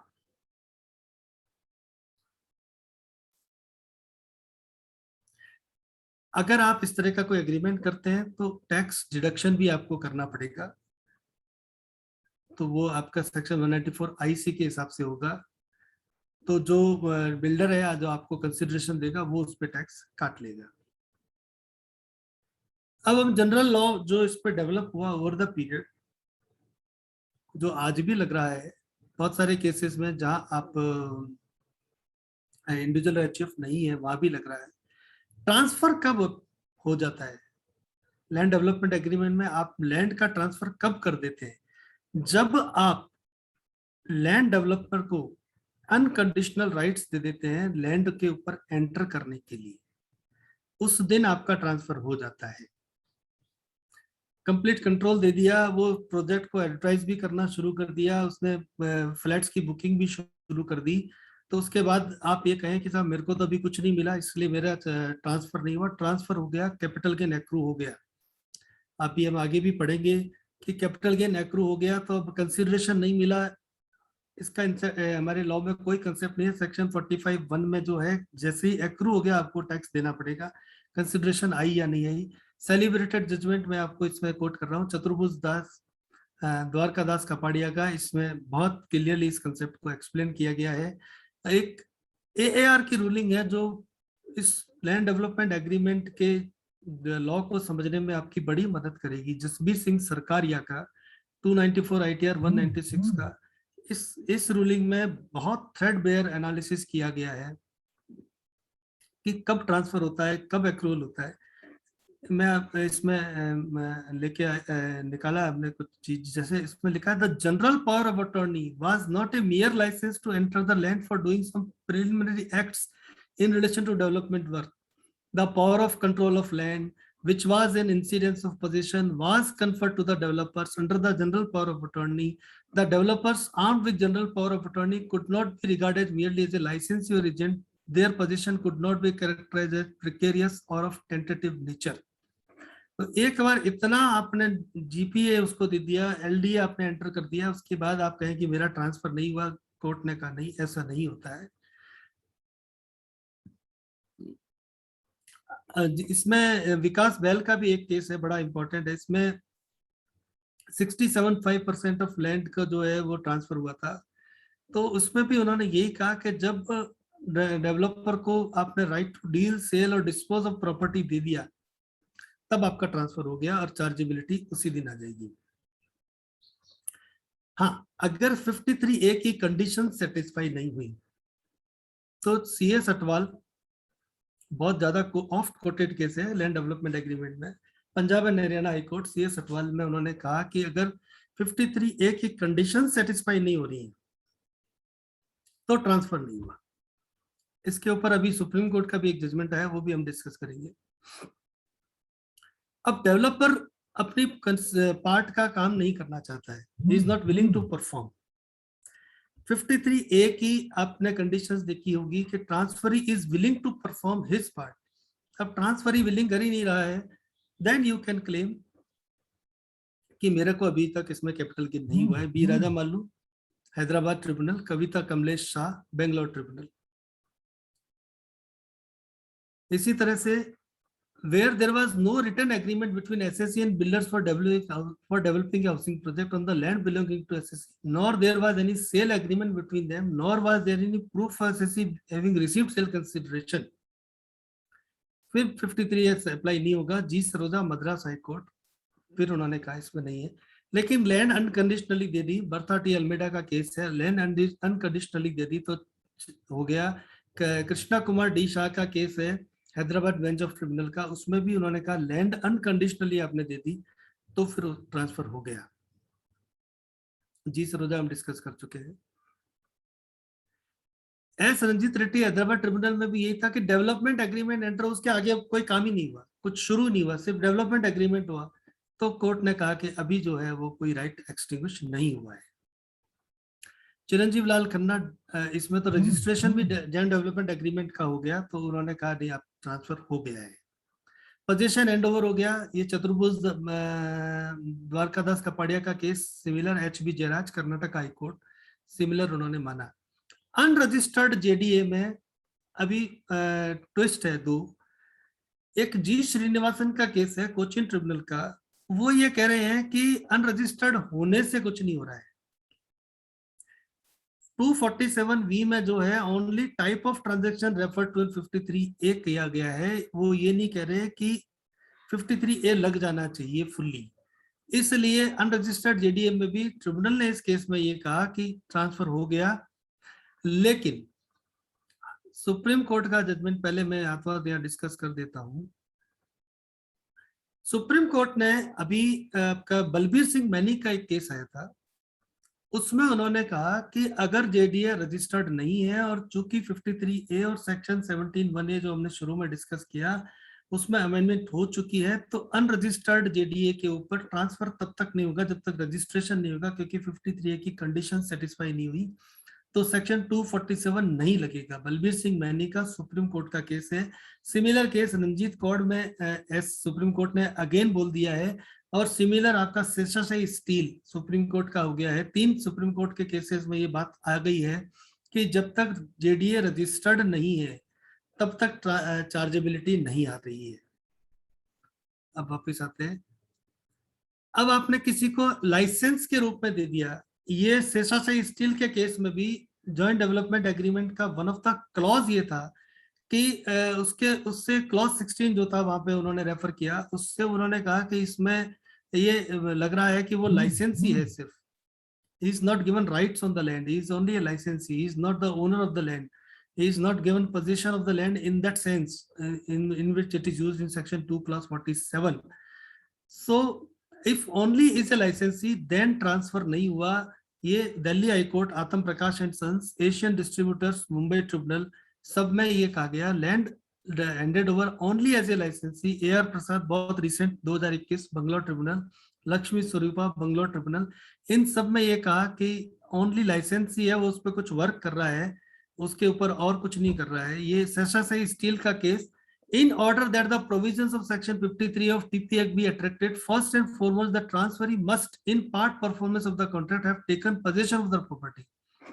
Secondly, the transferee must have performed or willing to perform his part of the agreement. It is only if these two conditions are satisfied then the provisions of section 53A can be said to be attracted.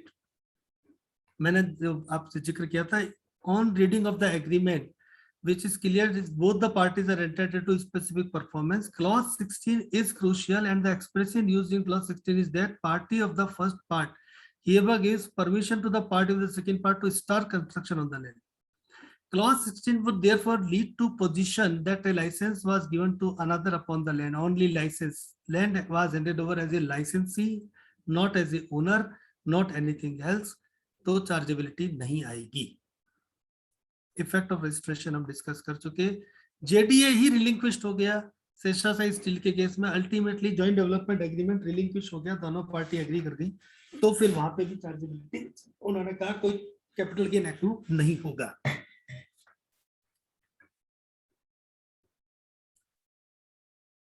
केवल execution व joint development agreement का हम discuss कर चुके हैं, इस issue को कोई चार्जेबिलिटी नहीं आएगी। 53A की कंडीशन सेटिस्फाई नहीं हुई, Sadiya Shaikh Bombay high court already discuss कर चुके, चार्जेबिलिटी नहीं आएगी। ओनली जेडीए एग्जीक्यूट हुआ, विजय प्रोडक्शंस, इस ये 3rd मेंबर ट्रिब्यूनल का जजमेंट है, इसमें भी चार्जेबिलिटी नहीं आएगी। ट्रांसफर कब होता है? On the date of possession और on the date of agreement. Jamuna Bhai जो गुकानी के केस में उन्होंने कहा कि पोजेशन दिया गया तब ट्रांसफर हुआ, केवल डेट ऑफ एग्रीमेंट से ट्रांसफर नहीं होता है। लैंड डेवलपमेंट एग्रीमेंट ही सर्वाइव नहीं किया, भाटिया नगर प्रीमाइसेस, चार्जेबिलिटी नहीं आएगी। जनरल क्लास के केस का भी यही है आपका। डीए एनल्ड हो गया, बलबीर सिंह मैनी का केस और शेषशाही स्टील का केस एक ही चीज है। प्रोराटा ट्रांसफर हो रहा है लैंड का, जैसे जैसे बनता जा रहा है वैसे वैसे हो रहा है। उसके केस में जिस ईयर में पोजेशन पार्टेड हुआ, हम इस इशू को डिस्कस कर चुके। पोजेशन एंडेड ओवर हुआ, जैसे ही चार्जेबल हो जाएगा। क्या ये बिजनेस भी माना जा सकता है? ऐसा हो सकता है कि आप ओनर है लैंड के और आपने जॉइंट डेवलपमेंट एग्रीमेंट किया, तो आपको एसएससी ऑफिसर कहे कि आप तो बिजनेस कर रहे हैं इस तरह का, और इस बिजनेस में आप इन्वॉल्व हैं।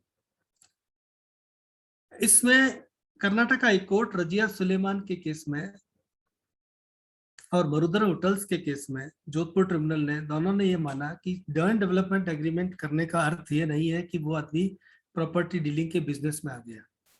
जॉइंट डेवलपमेंट एग्रीमेंट का एक पर्पज ये भी हो सकता है कि प्रॉपर्टी को वो बेचना चाहता है वो अच्छे प्राइस पे, तो उसके केस में वो बिजनेस नहीं होगा। ये रजम मनार बंगलौर ट्रिब्यूनल का केस भी जो है इसी रेफरेंस में है। विकास बैल के केस में एक बड़ी जोरदार इन्होंने आर्ग्यूमेंट किया कि जो सुपर स्ट्रक्चर है उस पर तो short term capital gain offer किया और लैंड पर लॉन्ग टर्म किया। कोलकाता ट्रिब्यूनल ने इसको मान लिया कि लैंड आपकी पुरानी होल्ड कर रहे थे, जब आपने अनडिवाइडेड शेयर इन लैंड बेचा तो उस पर लॉन्ग टर्म आएगा, और जो आपको फ्लैट मिले और उसको आपने मिलने के साथ ही बेच दिया उस पर सुपर स्ट्रक्चर पे शॉर्ट टर्म कैपिटल गेन आएगा। सिमिलर स्टेट्समैन के केस में कोलकाता ट्रिब्यूनल ने फिर मान लिया। कॉस्ट ऑफ स्ट्रक्चर अपन बात कर चुके हैं।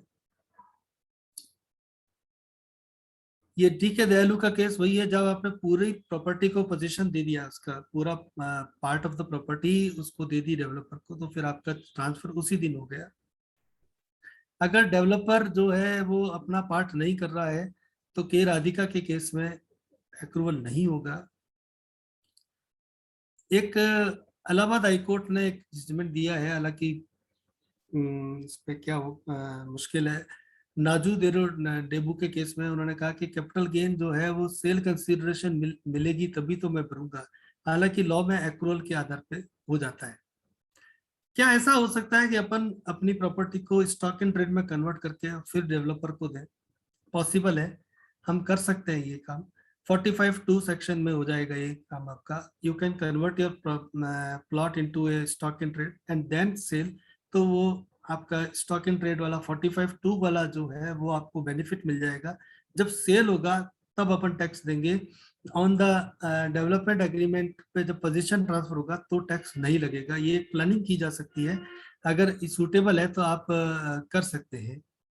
अदरवाइज तो जिस दिन आपका एग्रीमेंट हो गया उसी दिन सेल हो जाता है, मतलब करीब करीब हो जाता है।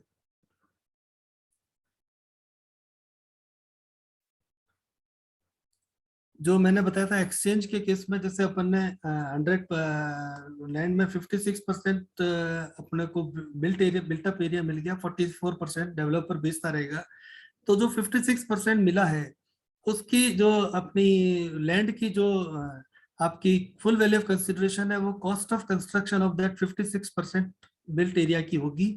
हालांकि इसमें अभी आगे जजमेंट्स भी आ जाएंगे।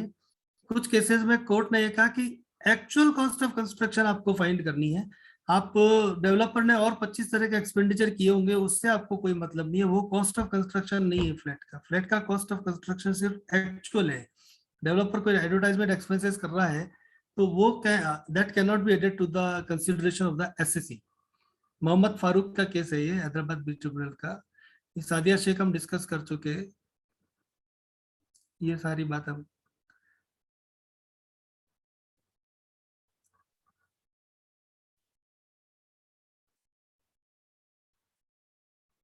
अब अपने पावर ऑफ अटॉर्नी जो आप देखेंगे लैंड डेवलपमेंट एग्रीमेंट के केस में क्या होता है, जनरली जो डेवलपर होता है ना उसका से होता है, क्योंकि वो जनरली कोई बड़ी कंपनी होती है, और लैंड ओनर जो होता है वो एक इंडिविजुअल होता है। तो जनरली जो डेवलपर जो होते हैं, आपको पता है बड़ी कंपनियां किस तरह से डील करती हैं, हम सब देखते हैं, उनके वो लंबे लंबे बड़े बड़े एग्रीमेंट आते हैं और वो हर पेज पे साइन करा के उसको ले जाते हैं। तो जनरली क्या होता है कि उसमें आपने जनरल पावर ऑफ अटॉर्नी भी वो ले लेते हैं आपसे, वो आपसे एग्रीमेंट भी, डेवलपमेंट एग्रीमेंट भी ले लेते हैं। तो इन दैट केस आपका लैंड का ट्रांसफर ऑन दैट डे हो गया। ये बहुत सारे केसेस में हेल्ड हुआ है, और इसको आप जो है अपन कैपिटल गेन उसी दिन देना पड़ जाएगा आपको।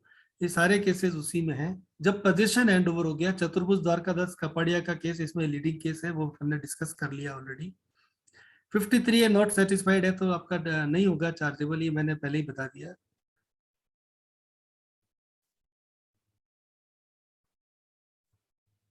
स्टॉक इन ट्रेड, अगर अपन जो किसी लैंड को स्टॉक इन ट्रेड मान के उसके हिसाब से करें तो वो 45(2) वाला बेनिफिट मिल जाएगा। आपका जो है वो clean city estates Hyderabad tribunal में कहा गया है। Bagdi Janardhan Reddy Hyderabad tribunal, needless to mention that in case of joint development agreement it should be construed that the land और the land had entered into business venture. ये एक स्पेशल केस है जिसमें tribunal ने ये मान लिया कि जब भी कोई जेडीए करता है तो वो बिजनेस में चला जाता है। ऐसा नहीं है। इलाहाबाद हाईकोर्ट का एक जजमेंट अभी आगे आने वाला है, उसमें उन्होंने कहा है पॉजिटिव स्टेप्स होने चाहिए, उसके बाद ही जो है वो होगा। ऐसे नहीं आप मान सकते कि जो 45-2 लग जाएगा, कन्वर्जन हो गया, मैंने कोई स्टेप ही नहीं लिए, मैं बिजनेस में जाना ही नहीं चाहता, मैं तो एज कैपिटल एसेट ही डील कर रहा हूँ। लाइसेंसी वाला पॉइंट अपन डिस्कस कर चुके। Position with SSC, consideration in kind मैं ऑलरेडी एक्सप्लेन कर चुका हूँ कि कॉस्ट ऑफ कंसिडर, अगर आप सिर्फ, आपको कोई अपफ्रंट पैसे नहीं मिलते हैं, प्रॉपर्टी जो डेवलप होगी उसका 56% आपको मिलेगा, 44% डेवलपर को मिलेगा, 55-45, 50-50, 30-70, what ever is the ratio. तो जो डेवलप्ड प्रॉपर्टी आपको मिली है उसकी जो कॉस्ट ऑफ कंस्ट्रक्शन है वो आपकी लैंड की फुल वैल्यू ऑफ कंसिडरेशन बनेगी, और जो डेवलप्ड प्रॉपर्टी बेचेंगे आप उसकी जो कंसिडरेशन मिलेगी माइनस जो ये कॉस्ट ऑफ कंस्ट्रक्शन है, ये आपका सेकंड कैपिटल गेन होगा। उदय हॉस्पिटल्स और वसावी प्रताप चंद दिल्ली हाई कोर्ट जो अभी आया है, हालांकि इनिशियल जजमेंट जैसा मैंने पहले भी बोला, the first judgment which started the land development agreement taxation controversy in India is the Vasavi Pratap Chand Delhi bench of tribunal. Similarly जो है वो ऐसा तरह को दिल्ली हाई कोर्ट है। पोजीशन नो कंसिडरेशन रिसीव्ड के केस में तो आपको फाइट करना पड़ेगा। एक जोरदार केस हुआ सुधीर नायक का हैदराबाद बेंच ऑफ ट्रिब्यूनल में, 157 फ्लैट्स मिले टोटल, उसने 5 बेचे, आईटीओ ने पूरे 157 फ्लैट्स की जो है टैक्सेबिलिटी कर दी। तो ट्रिब्यूनल ने कहा जितने बेचे उसकी आप टैक्सेबिलिटी करेंगे, बैलेंस की जब बेचेंगे जब करेंगे। बिजनेस का इंटेंशन नहीं है, जैसा ये मैं आपको बार बार कह रहा था। अमृत कॉर्पोरेशन लिमिटेड, ये 226 टैक्समैन 1 में इन्होंने कहा कि 45(2) में बिजनेस के लिए आपको कोई ना कोई पॉजिटिव स्टेप्स उसको लेने चाहिए। विकास सोल्वेटेक्स के केस में असेसिंग ऑफिसर ने कहा कि जॉइंट डेवलपमेंट एग्रीमेंट करते you are in the business of development of the property. SSC ने कहा मैंने कोई काम नहीं किया, मेरे को डेवलप प्रॉपर्टी मिल गई, मैंने उसको रेंट पे चला रहा हूँ, मैंने उसको नहीं बिजनेस के लिए कोई यूज किया। तो ट्रिब्यूनल ने कहा ऐसे बिजनेस नहीं मान सकते आप, 45(2) अट्रैक्ट नहीं होगा, कोई पॉजिटिव स्टेप एसएससी की तरफ से होना चाहिए कि वो बिजनेस करना चाहता है। ये अब लागू नहीं है, लेकिन पुराने केसेस में फाइनेंस नंबर 2 2014 से आपको पता है कि सेक्शन 54 में ए रेजिडेंशियल हाउस की जगह 1 रेजिडेंशियल हाउस वर्ड कर दिया है। लेकिन पुराने जो केसेस अगर किसी के अभी चल रहे हैं तो इसमें जितना आपको शेयर मिला है उस सारे का आप डिडक्शन 54 में काम ले सकते हैं, मॉरिस पैट्रिक बेंगलोर ट्रिब्यूनल के जजमेंट के आधार पे।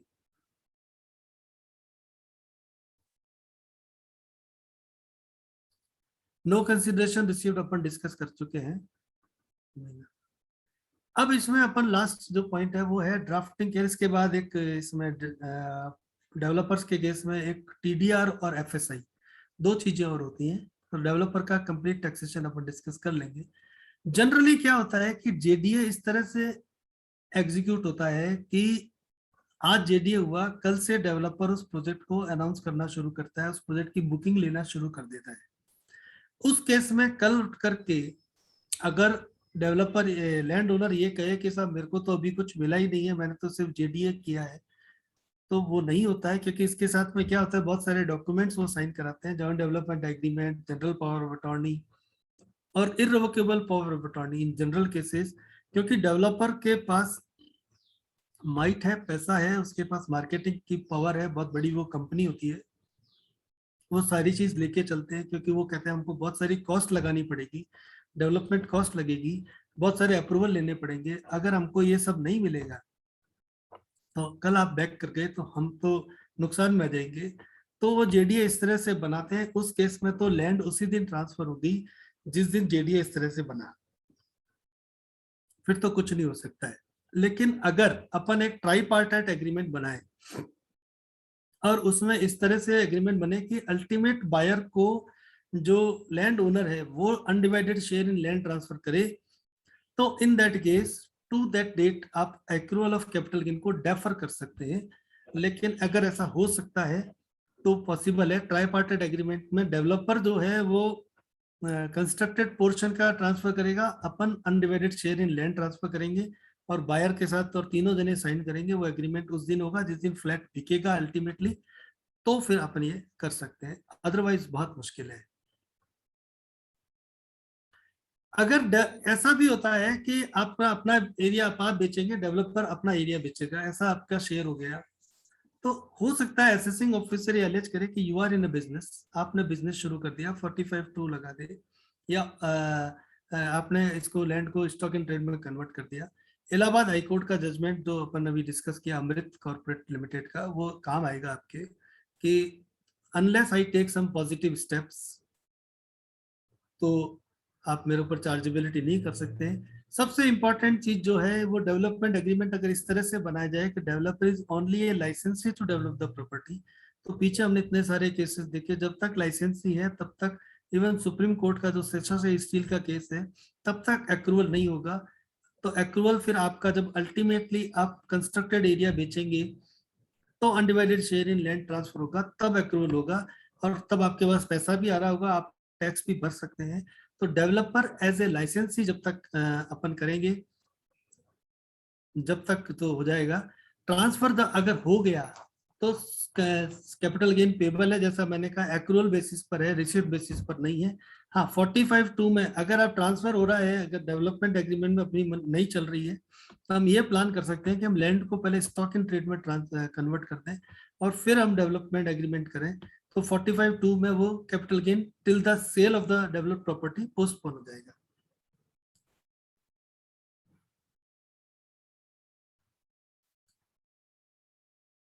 कंसिडरेशन इन काइंड हम डिस्कस कर चुके हैं, जो वो फेयर वैल्यू जो उसकी वो कंस्ट्रक्शन कॉस्ट है वही लेनी पड़ेगी। ये जजमेंट है इसके ऊपर, कंसिडरेशन इन काइंड के ऊपर जी रघुराम का है, और आपका वेद प्रकाश राखरा का है, और खिवराज मोटर का है।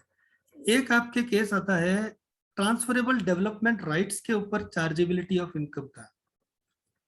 ये बंबई में बहुत ज्यादा होता है, दिल्ली में पता नहीं होता या नहीं होता, बंबई में बहुत ज्यादा होता है। इस पे बहुत डिस्प्यूट चला, लेकिन अल्टीमेटली कोर्ट के जो फैसले हैं वो एसएससी के फेवर में है।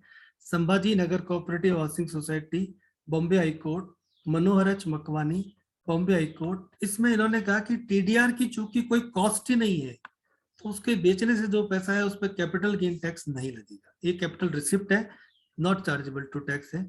इसी तरह से फ्लोर स्पेस इंडेक्स के ऊपर भी यही आया। बाटली बॉय का केस है तो 2021 का ही है कि any additional benefit derived by the SSC by way of getting vested with additional FSI on land and building owned by the SSC is only a windfall gain and nothing is chargeable। ये capital receipt है। Accounting का जो अपन discuss कर चुके हैं, जो guidance note है real estate developer वाला, उसके आधार पर अकाउंटिंग अपने को करनी है। ये आज का था।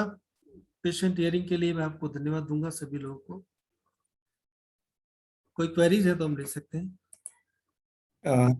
Thank you, Manoj sir, and I request to each participant to post your query, or you can unmute yourself. Radheshyam ji, please ask your query. Before asking, I am taking 2 queries in the chat box from the chat box. Abhay Chopra ji is asking, अगर builder बताएगा कि consideration, तो sir इसमें manipulation हो सकता है consideration value में, department क्या बिल्डर की वैल्यू मान लेगा? जो वो एक्सचेंज वाला जो केस है, इसका कोई रास्ता नहीं है, मैनिपुलेशन हो सकता है, लेकिन डिपार्टमेंट फिर अपने हिसाब से एक वैल्यूअर से जो है निकाल सकता है कि एक्चुअल कंस्ट्रक्शन क्या होगी। इस केस में एसएससी को अगर अपना सेव करना है तो उसको एक वैल्यूअर की रिपोर्ट भी ले लेनी चाहिए कि कॉस्ट ऑफ कंस्ट्रक्शन क्या है। इंडिपेंडेंट जो रजिस्टर्ड वैल्यूअर होते हैं डिपार्टमेंट के, उनसे आप कॉस्ट ऑफ कंस्ट्रक्शन निकलवा लें, वो बेटर रहेगा अपने लिए भी।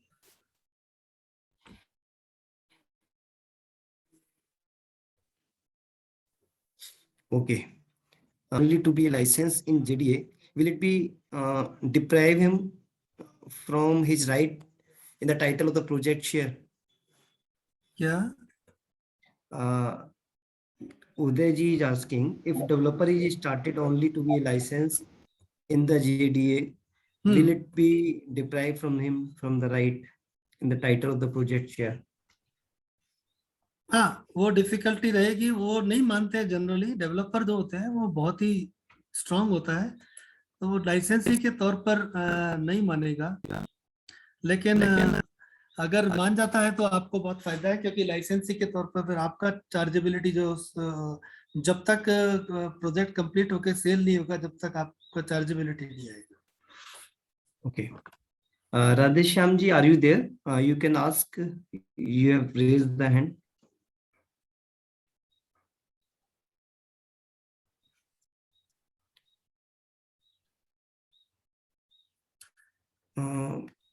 Monica Sharma ji is asking,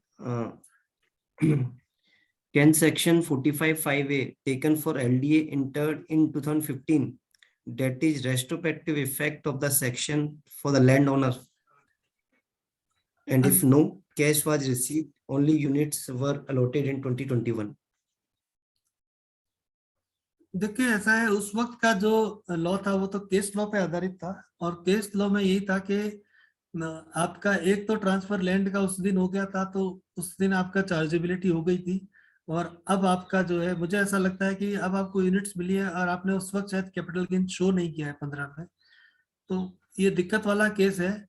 लेकिन आप ये आर्ग्यू कर सकते हैं, अगर किसी कोर्ट में केस जाता है, ट्रिब्यूनल में जाता है, कि जब रेवेन्यू की जो थिंकिंग है वो ये 45(5)(a) वाली, तो कल को अगर आपका केस कभी अपील में आता है तो आप कह सकते हैं रेवेन्यू ने बाद में सोचा, लेकिन सोचा ये रेट्रोस्पेक्टिव एप्लीकेशन तो नहीं है, but it can be A guiding factor कि रेवेन्यू किस दिशा में सोच रहा था, तो उससे आपका केस सेव कर सकते हैं और आप अपने आप को बचा सकते हैं जो भी कंसिक्वेंसेस है उससे।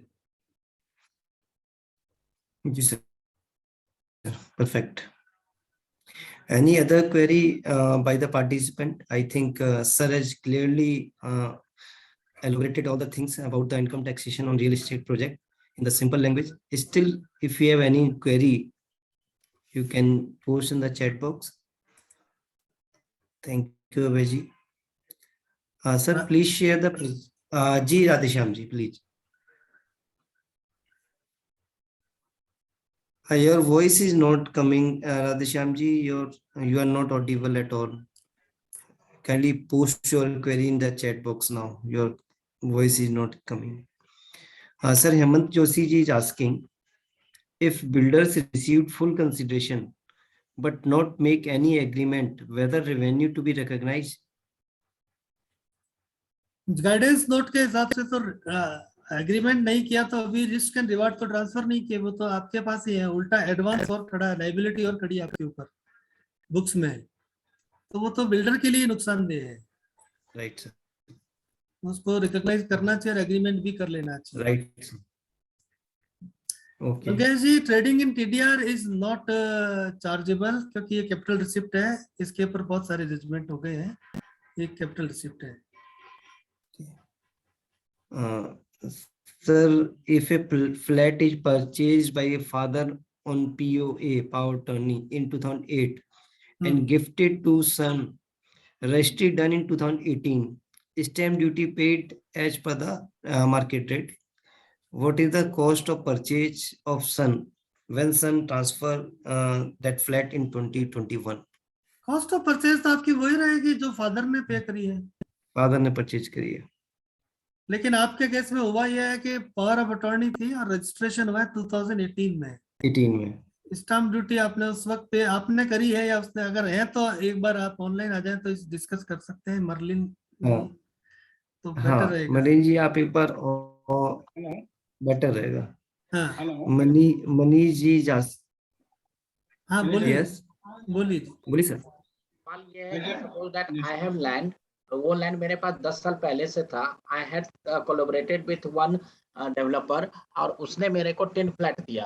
Okay sir, okay. तो in case of transfer of land to developer it is the long term, क्योंकि वो 10 साल से मैंने लैंड को होल्ड कर रखा था। Okay sir, okay. Developer has given 10 flat to me, मतलब आज के डेट पर देता है और इसको मैं 2 दिन के बाद या 2 महीने के बाद बेचता हूँ, तो I think it will be the short term और it will be the long term capital gain.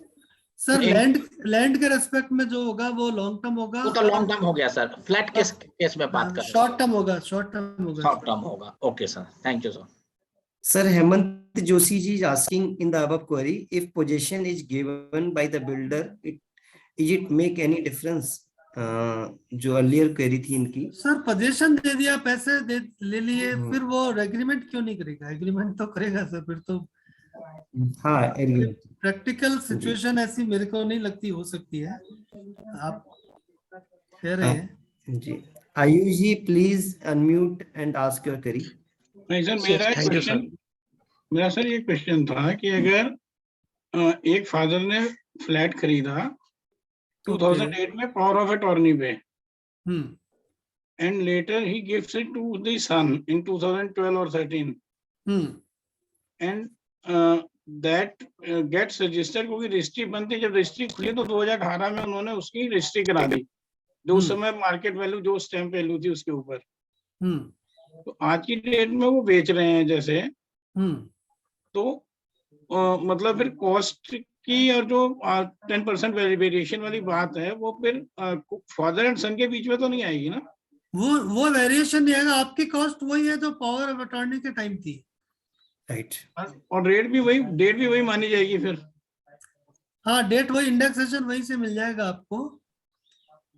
अच्छा, from the date of power attorney, क्योंकि आपके पास पोजीशन आ गया था, आप ऐसा क्लेम करें, कल को कोई प्रॉब्लम आए तो पोजीशन क्लेम करें, आपने पोजीशन ले लिया था, रजिस्ट्री पोजीशन नहीं तो मिल करें। गया था, पोजीशन तो हमारे पास था 2008 से। क्योंकि इसमें प्रॉब्लम है, सूरज लैंप का जो जजमेंट है सुप्रीम कोर्ट का, उसमें उन्होंने कहा पावर ऑफ अटॉर्नी के ट्रांसफर वैलिड नहीं है, तो इसलिए अपने को पोजीशन भी उस दिन बता देना है, और आ भी गया जैसा आप कह रहे हैं, तो पोजीशन से है तो वहीं से आप इंडेक्सेशन कर लेंगे और वही आपकी कॉस्ट रहेगी।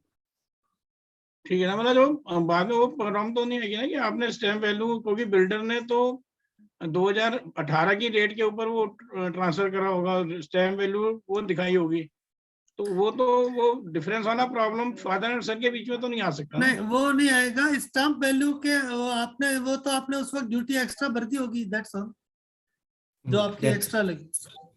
हाँ, वो पैसे मैंने हाँ। स्टैम्प ड्यूटी एक्स्ट्रा दी है। हाँ, वो एक्स्ट्रा लग गई, ठीक है, वो चल जाएगा। Thank you sir, thank you. Ayush ji जी जी sir, thank you sir for giving me this opportunity. Sir मेरा क्वेश्चन ये है कि दो इंडिविजुअल्स ने अगर जॉइंटली कोई लैंड परचेज किया है, फिर उन्होंने एमओयू करके एक फर्म बनाया दो अदर इंडिविजुअल्स के साथ, और उस फर्म में अपना as a stock in trade transfer कर दिया है लैंड को, और फर्म डेवलप करके अब उसको अगर सेल आउट कर रही है, तो वहां पे क्वेश्चन ये नहीं अराइज होता सर्टिफिकेट ऑफ कंप्लीशन का, क्योंकि प्लॉटिंग वो करके बेच रहे हैं, फ्लैट वगैरह कहीं नहीं बना रहे हैं सर। और अब जो रजिस्ट्री करने जाते हैं वो इंडिविजुअल पार्टनर्स ही करने जाते हैं, क्योंकि जो स्टेट गवर्नमेंट के रूल्स के अकॉर्डिंग लैंड रिकॉर्ड्स हैं उसमें उन्हीं पार्टनर्स के ही नेम है। तो वहां पे सर ये सेक्शन जो आपने ट्रांसफर वाला बताया 44(5)(a) वो कहाँ तक एप्लीकेबल होगा सर?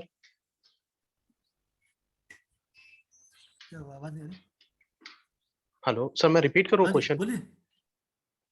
वापस सर मैं ये कह रहा हूँ कि दो इंडिविजुअल्स ने अपनी, जी सर आवाज आ रही है मेरी? हाँ, बोलिए। सर दो इंडिविजुअल्स ने जॉइंटली प्रॉपर्टी परचेज की हुई है, ठीक है। उन्होंने एक एमओयू किया दो अदर इंडिविजुअल्स के साथ, एक पार्टनरशिप फर्म बना करके कि वो उसको डेवलप करेगी लैंड को, और उन्होंने वहां पे डेवलप करने के बाद प्लॉटिंग सेल किया है, फ्लैट वगैरह कुछ नहीं बनाया सर, ठीक है। और प्लॉटिंग सेल करने के लिए जो उन्होंने एमओयू किया था उस समय पार्टनरशिप डीड में उस लैंड को as a stock in trade transfer कर दिया था। उस एमओयू में भी और पार्टनरशिप डीड में भी उन्होंने उस चीज को कंसीडर किया है। In the form of capital वो अपनी वो लैंड इंट्रोड्यूस किए हैं, और रिमेनिंग दो पार्टनर्स उसमें अपना फंड इंट्रोड्यूस करके उसको डेवलप किए हैं। अब क्वेश्चन ये अराइज होता है सर कि जिस समय उन्होंने वहां पे अपना रेमिट किया, तो रिलिंग्विश और राइट के केस में तो मैंने वहां पे ट्रांसफर कंसीडर कर लिया है, बट वहां पे फंड उनके पास नहीं आया, तो जब वो प्लॉटिंग सेल आउट हो रही है तो प्लॉट के केस में सर्टिफिकेट ऑफ कंप्लीशन हमें किसी भी अथॉरिटी से नहीं मिलता है, तो 44(5)(a) कब एप्लीकेबल होगा? क्योंकि उस रजिस्ट्री करने वो इन दो इंडिविजुअली जाते हैं इन दी कैपेसिटी ऑफ इंडिविजुअल सर। 45(5) है आपके केस में एप्लीकेबल ही नहीं होगा, क्योंकि ये डेवलपमेंट एग्रीमेंट है ही नहीं, ये प्लॉटिंग एग्रीमेंट है। डेवलपमेंट में मतलब कोई बिल्डिंग बनना चाहिए एक्चुअली उसके अच्छा सर, प्लॉट को डेवलप नहीं कर सकते, जैसे वो अगर नहीं बहुत डाउन डेवलपमेंट एरिया हो है। गया, हाँ डाउन हाँ। एरिया है, लेकिन वो जेडीए में, इस जेडीए की डेफिनेशन में नहीं आता वो प्लॉटिंग का सिचुएशन है। और आपने एज स्टॉक इन ट्रेड उस समय लैंड पार्टनरशिप फर्म इंट्रोड्यूस किया है, तो उसमें आपका एक इशू तो आता है 45(3) वर्सेस 50(c) का। तो जी उस पे बहुत सारे जजमेंट है। सारंगन अशोक का मुझे सीधा याद आ रहा है, उसमें उन्होंने कहा है कि वो 45(3) लगेगा, तो जिस वैल्यू पे वहाँ उन्होंने ट्रांसफर किया है उस वैल्यू पे आपको इंडिविजुअल को टैक्स देना है। फिर फर्म आगे प्लॉट बेच रही है तो वो बिजनेस की तरह से आप शो करेंगे। सर, सारंगन अशोक ये सुप्रीम कोर्ट का जजमेंट है? नहीं सारंगन अशोक अभी ट्रिब्यूनल का है। और अच्छा। भी आप मुझे व्हाट्सएप पे मेरा नंबर नोट करके, और भी जजमेंट है इस मुद्दे पर। सर इसमें एक क्वेश्चन मेरा रह गया है पूरा हाँ। होने के लिए। जब उन्होंने फर्म में स्टॉक इन ट्रेड ले लिया था, बट गवर्नमेंट, स्टेट गवर्नमेंट के लैंड रिकॉर्ड में चूंकि इंडिविजुअल का ही नेम रिकॉर्ड था, वो रजिस्ट्री करने जाते थे, तो उस समय वो in the capacity of partner नहीं होते थे, इंडिविजुअल होते थे। हाँ। तो रिलिंग्विशमेंट ऑफ राइट एक बार तो उनका हो गया, वहां पे मैंने ट्रांसफर कंसीडर कर लिया, तो क्या हाँ। दोबारा भी मैं करूंगा उस केस में? और कैपिटल गेन अराइज तो हमारा तब हो गया था, बट हमारा ड्यू किस साल में होगा सर, जब हम उसको वाकई में सेल करके पैसा ले रहे हैं? वाकई में जब आप सेल कर रहे हैं, ये पार्टनरशिप केस में आपका स्पेशल प्रॉब्लम आता है, क्योंकि पार्टनर को रजिस्टर कराना पड़ता है, बट उससे कोई वो नहीं है आपका चार्जेबिलिटी। जो कैपिटल वो बेच रहे हैं आप प्लॉट को, तब आएगा। जी sir. Monika ji, please ask your query. Thank you sir. Thank you. Yeah, good evening, sir. जी। Yeah.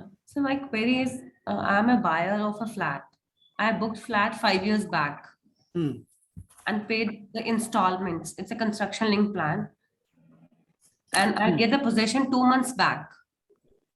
And today I am selling the flat. Whether it be long-term capital gain or short-term capital. आपके पास कोई allotment letter वगैरह है 5 साल पुराना? Hello Monika ji, I think she is disconnected bye Hello? Yeah? We have sale agreement. 5 साल पुराना है आपके पास कोई document? Yes, we have. Okay, आपका ये है, इस पे बहुत सारे फैसले हैं, आपको जरूरत पड़े तो आप मुझसे व्हाट्सएप पे पूछ लेना। डेट ऑफ अलॉटमेंट से आपका राइट एक्रू हो जाता है, क्योंकि राइट ऑफ स्पेसिफिक परफॉर्मेंस का इसमें रूल लगता है। तो आपका 5 साल का आपको इंडेक्सेशन भी मिल जाएगा हर ईयर का, वो इंस्टॉलमेंट का। और आपका चार्जेबिलिटी लॉन्ग टर्म में जाएगा, इंडेक्सेशन भी आप ले पाएंगे, और आपको ये सारा मिल जाए, लॉन्ग टर्म में चलेगा आपका। Even though we get the possession 2 months back. या कोई दिक्कत नहीं। Okay, thank you. Abhay ji, please ask your query. Abhay ji is not there. Sharad Gupta ji. Yes, sir. Thank Yes, you. please. Sir, just there's, there is a property which is jointly held by brothers. So one brother relinquishes his right to the other brother, right? Or 247 में relinquishment is also considered as a transfer. Now, what is happening? They are not executing a gift deed, because gift deed में stamp duty लगती है, और इन किन relinquishment में stamp duty नहीं लगती। 100 रुपए का स्टैम्प लगा होगा। Exactly, वो basic stamp duty वही है। So sir, will this be regarded as a transfer in which capital gain would arise, or there will be no, it's a family settlement, no chargeability, no problem. No chargeability। तो इसमें fair market value पे कोई stamp duty का, मतलब capital gain का कोई problem नहीं आएगी? नहीं, कुछ नहीं आएगा। आप अपना फैमिली सेटलमेंट है, ब्रदर अपना राइट रिलिंक्विश कर रहा है, इसको हक तर्कनामा बोलते हैं। अगर आपने वो हक तर्कनामा ही किया है तो कोई दिक्कत नहीं है। नहीं सर, इनको कुछ सच डॉक्यूमेंट नहीं है, तर्कनामा टाइप्स कुछ नहीं है था। नहीं, आपने 100 रुपए का स्टैम्प पे लिखा है ना। अच्छा, हाँ, वो रिलिंक्विशमेंट किया है, रजिस्टर हुआ है, उसका बेटर वर्ड है हक तर्कनामा है। रिलिंक्विशमेंट डीड भी चल जाएगा, कोई दिक्कत नहीं, आपको चार्जेबिलिटी नहीं आएगी इसमें, कोई प्रॉब्लम नहीं। Okay, thank you sir. Okay, इसके ऊपर कोई केस लॉ नहीं है मनोज जी? मिल जाएगा, अभी राइट नाउ रिकॉल नहीं कर पा रहा। आप मुझे व्हाट्सएप पे ये नंबर मैंने दे दिया 9828510543। Sure. आप मुझे भेजना, मैसेज मैं दे दूंगा। Thank you, sir. Thank you. Supreme Thank you, court का शरद जी। केस है रादर फेवर में, कोई दिक्कत नहीं। Okay. Hemant ji, you can ask your query. Hemant ji, are you there?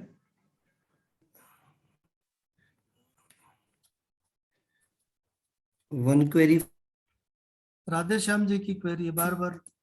Radhe Shyam ji आ रहे हैं ऑनलाइन क्या? from मोनिका जी की क्वेरी ये रह गई क्या? There are 4 owners Radhesh Shah. And नहीं, वो क्वेरी उनकी पोस्ट की उन्होंने प्रॉपर्टी। नहीं, वो दूसरी है क्वेरी, पता नहीं। मोनिका जी है क्या? You can ask your Yes, query sir, by. sir. Sir, actually, I'm traveling. That is why I didn't unmute. Okay. Yes, sir. Sir, ये राधे श्याम जी की क्वेरी ले लेते हैं, यहाँ से क्वेरी कुछ पेंडिंग है। ले लेते हैं। राधे श्याम जी की क्वेरी ये रही। Property is in the name of the mother and son. Now he has JDA. What's tax and TDS implication? Radhe Shyam ji है क्या ऑनलाइन? सर, उनकी वॉइस नहीं आ रही थी। This was the problem.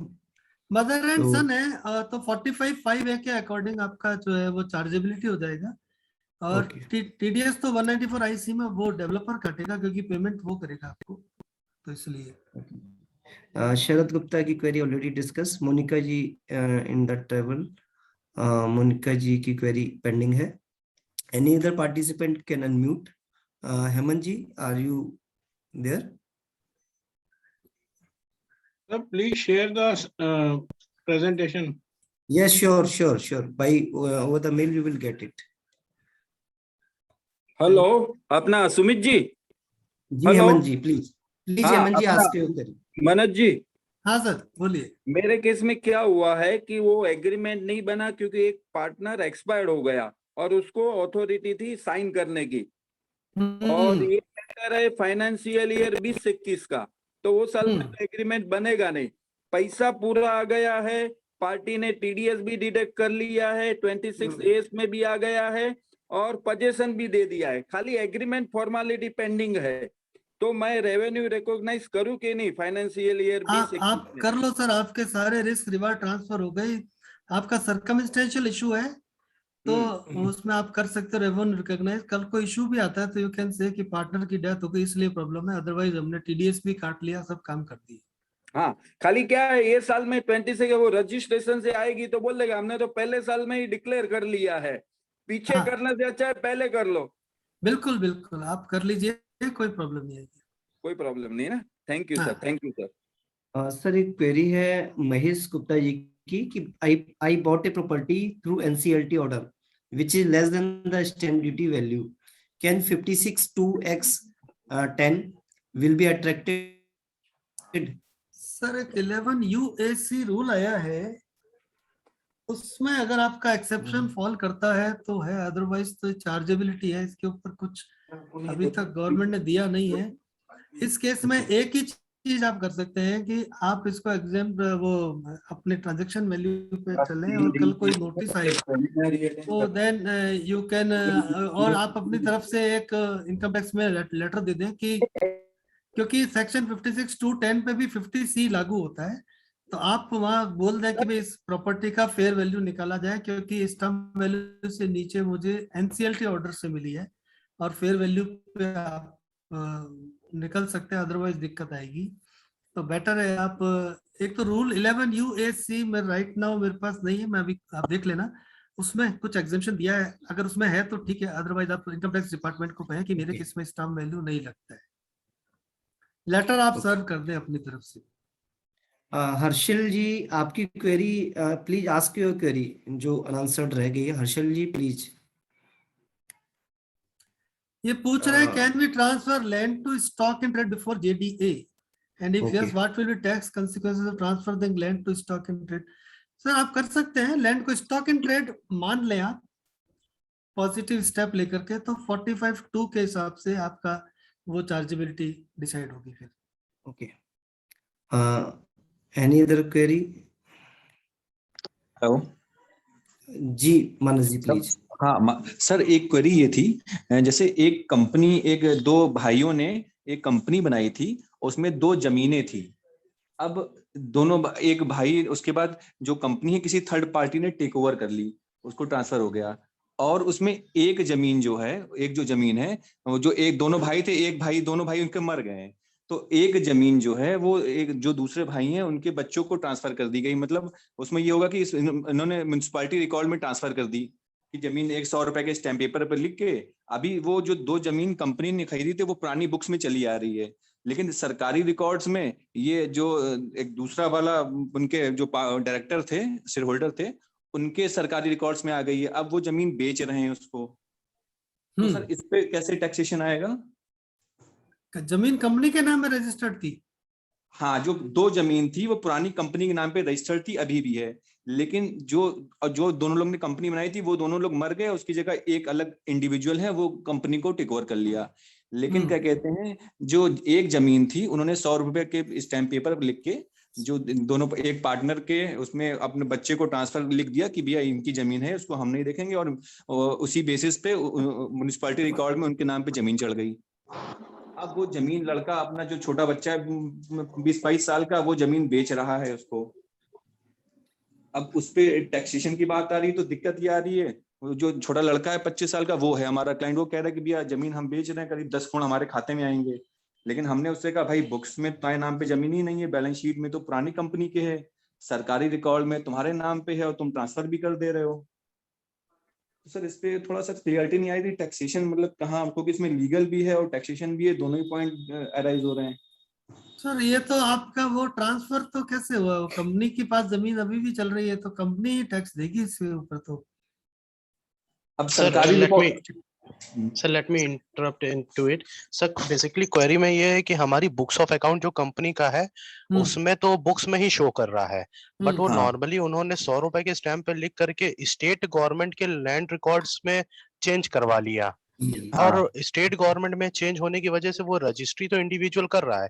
अब हमारी कंपनी की बुक से हम वो प्रॉपर्टी के जो फिक्स्ड एसेट्स में आ रहा है उसको कैसे खत्म करें सर, क्योंकि ट्रांजैक्शंस तो कोई हुए ही नहीं।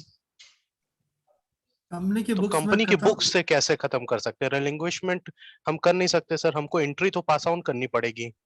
आप एंट्री करके क्या करेंगे जब तक सेल की एंट्री नहीं होगी, और कैसे होगा? बट सर सेल प्रोसीड ही नहीं हुई ना, वहां तो रिलिंग्विशमेंट ऑफ राइट उन्होंने out of the books entry कर ली है। नहीं अलाउबल था है क्या वहां पे?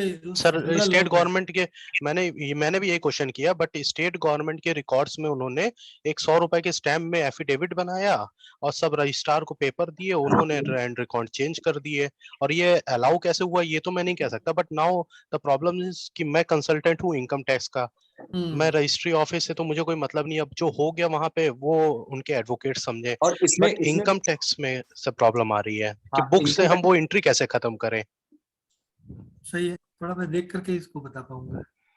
ठीक है सर। Okay sir, okay.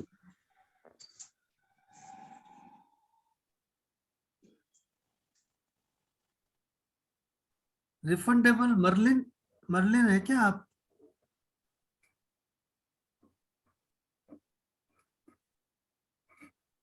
मर्लिन है क्या? हेलो, हाँ जी सर मेरी क्वेरी ये थी कि एक एनआरआई से हमारा एक क्लाइंट प्लॉट खरीद रहा है, तो उन्होंने उनको जैसे एग्रीमेंट टू सेल टाइप करा, तो उनको कुछ refundable deposit for due diligence, उन्होंने जैसे पेपर मांगे कि हमें पेपर दे दो, वेरिफिकेशन करा लें, तो उन्होंने कहा आप हमें रिफंडेबल डिपॉजिट दे दो। उन्होंने एग्रीमेंट टू सेल बना के रिफंडेबल डिपॉजिट दे दिया, कोई टैक्स नहीं काटा, क्योंकि एनआरआई था, टैक्स करता या तो 20% करता या फिर गेन पे कटेगा। तो वो ऐसे वो कह रहे हैं मुझे लॉस होगा क्योंकि मैंने एलडीसी लेना है। तो उन्होंने रिफंडेबल डिपॉजिट करके फॉर ड्यू डिलिजेंस पर्पस उन्होंने एग्रीमेंट टू सेल टाइप बना दिया फॉर एलडीसी पर्पस। उसमें लिख दिया कि नेक्स्ट एग्रीमेंट अगर ये सारा कुछ ठीक, पेपर ठीक निकले तो हम प्रॉपर एग्रीमेंट टू सेल करेंगे, till that day this is the refundable deposit in lieu of the papers of the plot given to us. उस पर ना कोई टीडीएस लायबिलिटी तो नहीं आएगी ना? नहीं, रिफंडेबल डिपॉजिट है, आपकी नहीं आएगी। वैसे इसमें वो कि एक रूलिंग है 2-3 उसके हिसाब से तो फुल वैल्यू पर ही कटना चाहिए टीडीएस, लेकिन इसमें डिस्प्यूट है। तो आप एलडीसी अगर वो ले लेते हैं तो सबसे बढ़िया है, उससे अपना भी काम आसान हो जाएगा। एलडी से अप्लाई कर दिया है वैसे, लेकिन मेरा मतलब था हमारे, क्योंकि हमने तो अभी, और आप भी चाहें तो 195(2) में एक एप्लीकेशन लगा सकते हैं, फॉर्म नंबर 15E में अभी आ गया है वो फॉर्म, रूल 29BA में फॉर्म 15E है शायद, उसमें आप भी लगा सकते हैं कि मुझे कितने पर काटना है। तो आप भी ले लें एक रूलिंग, अभी ऑनलाइन ही है वो प्रोसेस, तो आपको भी मिल जाएगा, तो उसी हिसाब से फिर टीडीएस काट लें आप। रिफंडेबल डिपॉजिट पे कोई दिक्कत नहीं है, आपको नहीं काटना है टीडीएस। हाँ, वो पे जब नेक्स्ट एग्रीमेंट, जब अगर उनका वो सारा ड्यू डिलिजेंस हो गया, उनका एलडीसी आ गया, उसके बाद जो एग्रीमेंट होगा उस टाइम ही टीडीएस कटेगा। हाँ बिल्कुल सही, आप उस टाइम काट। Thank you sir, thank you. जी सर, मेरी एक क्वेरी है सर।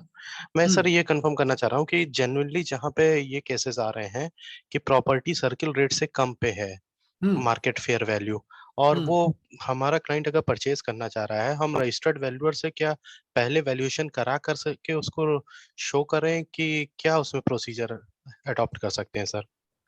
सर क्या इसमें लॉ का सबसे बड़ा प्रॉब्लम ये है कि इन्होंने कोई मतलब आपको रास्ता नहीं दिया है।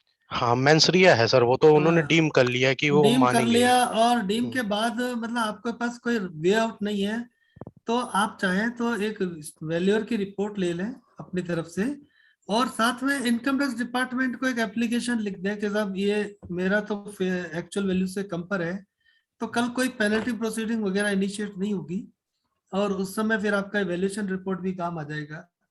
बाकी तो इसमें इन्होंने कोई रास्ता नहीं दिया। डिपार्टमेंट ने कहा कि हमारे पास ऐसे कोई भी जियो मेमो सर्कुलर ऐसा कुछ नहीं है कि हम आपको कहीं भी परमिशन दें। आप हमको एक एप्लीकेशन दोगे, हम रिसीव करके दे देंगे अपने। बस बट उन्होंने मुझसे ये कहा कि मेरे पास, मैं कोई भी अप्रूवल आपको नहीं दूंगा, ना परमिशन दूंगा। कोई बात नहीं, आप एक लेटर देते हैं कि साहब हमारी एक्चुअल वैल्यू जो है इससे लोअर है, और या तो आप वैल्यूएशन करा ले, क्योंकि 56(2)(10) पे भी 50C लगता है, तो या तो आप वैल्यूएशन करा ले अपने वैल्यूएशन ऑफिसर से, और नहीं तो अपना इंटीमेशन है, कल कोई आएगा तो अपन देखेंगे कि हम तो क्या सर कर सकते अगर हम 56(2)(10) में जा रहे हैं, मतलब हमने तो वहां पे अदर सोर्स में नहीं शो किया आईटीआर भरते समय, बट जो सेलर है उसने अपनी जब कैपिटल गेन की इनकम शो की, वो मेरा क्लाइंट नहीं है, उसका कोई और कंसल्टेंट है, उसने तो 50C पकड़ करके कर दिया सर्किल पे, तो मेरे को प्रॉब्लम नहीं होगी सर उस केस में? प्रॉब्लम होगी, लेकिन आप अगर ये एक्सरसाइज पहले कर लेंगे तो आपको बाद में कोई मतलब पेनल्टी का इशू नहीं आएगा। अच्छा। और हो सकता है अपील में अपन ये कंटेस्ट भी कर पाए कि साहब एक्चुअल वैल्यू कम थी, क्लाइंट ने अपने तरफ से भी दे दिया, डिपार्टमेंट में कोई है ही नहीं सिस्टम, तो फिर वो उसका वो भुगतान क्यों करे, डिफरेंस टैक्स तो भी डीड एग्जीक्यूशन डेट से पहले हम एक एप्लीकेशन रिसीव करवा लें सर? हाँ, रिसीव करवा दो आप, वो अपने को आगे अपील में, सीआईटी अपील में नहीं तो ट्रिब्यूनल में आपको। हाँ, ट्रिब्यूनल में सर, वो अपील में ही मतलब केस जाकर के हम रिलीफ ले सकते हैं, नॉर्मली कोई इसमें अभी ऐसा रिलीफ नहीं है। Okay, thank you sir. Thank you Ayushi. And sir मैंने जो वो रिफंडेबल डिपॉजिट वाली भी एक क्वेश्चन पूछा था। हाँ सर बोलिए। उसमें से अगर वो जो मैंने रिफंडेबल डिपॉजिट दिया है, कल को जब एग्रीमेंट होता है तो वो that amount we can adjust against consideration, और या वो वापस लेना पड़ेगा? नहीं, आप एडजस्ट कर सकते हैं, उस टाइम टीडीएस काट लेना। अच्छा ही, तो उस समय कोई दिक्कत नहीं है ना, अगर मैं बाद में भी उसको एडजस्ट कर दूं तो? हाँ, कोई दिक्कत नहीं है, लेकिन आप टीडीएस काट लेना उस टाइम पूरे पर। हाँ जी, उस समय कट जाएगा। ठीक है sir, thank you, thank you, thank you sir. Hitesh ji, are you there? Yes sir, yes. हाँ, please ask your query. Yes Hitesh ji, last query. Hitesh ji, hello. Yes, please ask your query. Sir मेरे क्लाइंट ने असेसमेंट ईयर 14-15 में एक JDA किया था। JDA में उसको 50 lakh account में ट्रांसफर मिला, और प्लस उसे 2000 गज जमीन मिली, उसे स्क्वायर जमीन मिली। तो सर उसके टैक्स की ट्रीटमेंट के लिए उस टाइम तो उसने कोई भी टैक्स ट्रीटमेंट किया नहीं, अब 148 आया है उसका। तो सर अब उसमें हम ट्रीटमेंट जो कर रहे हैं कि जो सेल कंसिडरेशन मांग कर रहे हैं हम, वो 51 लाख प्लस जो फेयर मार्केट वैल्यू उस टाइम पे थी 2000 स्क्वायर लैंड की, वो हम सेल कंसिडरेशन क्लेम कर रहे हैं, प्लस कॉस्ट ऑफ एक्विजिशन का जो उसका एक्चुअल है उसे हम डिडक्ट कर रहे हैं। और जो 54 में, सेक्शन 54 में क्या हम सर उसकी डिडक्शन ले सकते हैं? नहीं, आपको तो लैंड मिली ना, 54 में तो रेजिडेंशियल हाउस मिलना चाहिए था। हाँ हाँ, रेजिडेंशियल हाउस तो नहीं मिला सर, रेजिडेंशियल प्लॉट मिले हमें उसमें। प्लॉट मिले ना, हाँ जी हाउस सर। मिलता तो 54 में आपको मिल जाता डिडक्शन, बिल्कुल मिल जाता। तो इसमें सर कोई प्लॉट में हम कोई क्लेम नहीं कर पाएंगे डिडक्शन? नहीं, प्लॉट में कोई डिडक्शन क्लेम नहीं होगा, आपने उसमें मकान बनाया हो तो फिर मिल जाएगा। Okay okay okay okay. बाकी आप कंप्यूटेशन एकदम सही कर रहे हैं, बिल्कुल एकदम एग्जैक्ट आप कर रहे हैं, तो ओके 148 में रिटर्न भर दें आप वो। ठीक है सर, ठीक है। Okay sir, thank you sir. ये एक क्वेरी रह गई है महेश जी गुप्ता जी ओके की। जी। महेश जी है क्या? जी सर। कहाँ है Mahesh ji? Just let me see. Yes sir, yes yes Mahesh ji, please ask your query.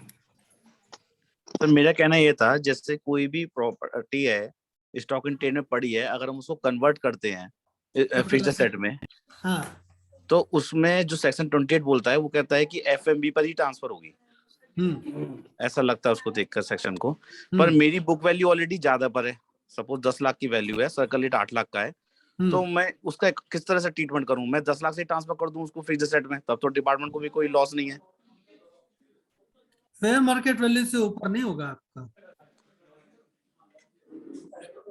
तो बाकी 2 लाख का क्या करूंगा मैं? जैसे मेरी बुक वैल्यू है 10 लाख की और मैं उसको 8 लाख पर ट्रांसफर करके फिक्स्ड एसेट में लेकर जाऊंगा, तो 2 लाख का क्या करूंगा फिर मैं? स्टॉक में से आपका 10 लाख कम हो जाएगा, वो 8 लाख कम होगा, ये आपको 2 लाख बेमतलब का टैक्स और लग जाएगा आपको। नहीं, टैक्स नहीं लग रहा ना सर उसमें, मेरी बुक वैल्यू ज्यादा है और सर्कल रेट की वैल्यू कम है। सर्कल रेट की ज्यादा होती तब तो हाँ, तो आपका स्टॉक 10 लाख से कम होगा ना आपका स्टॉक। हाँ, स्टॉक 10 लाख से कम हो जाएगा और फेयर वैल्यू आपकी सेल आपकी 8 लाख से बढ़ेगी, तो वो आपका ऑटो एडजस्ट हो जाएगा ना, इसलिए वो उन्होंने दिया नहीं वहाँ पे। ऑटो एडजस्टिंग है ना ये दोनों चीजें, ट्रेडिंग अकाउंट में आपकी दोनों चीजें ऑटो एडजस्ट हो जाएगी ना। सेल 8 लाख से बढ़ेगी, स्टॉक 10 लाख से कम हो जाएगा। हाँ, तो उसमें मुझे 2 लाख का नुकसान आ जाता है। हाँ, वो आ जाएगा आपको। अब वो लॉस अननेसेसरी क्रिएट होता है, जबकि अभी फिक्स्ड एसेट में प्रॉपर्टी पड़ी है। तो इसमें क्या हम बुक वैल्यू से मतलब बुक वैल्यू पर ट्रांसफर कर सकते हैं क्या?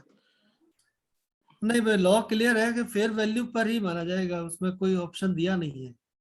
अच्छा अच्छा अच्छा, ठीक है sir, thank you.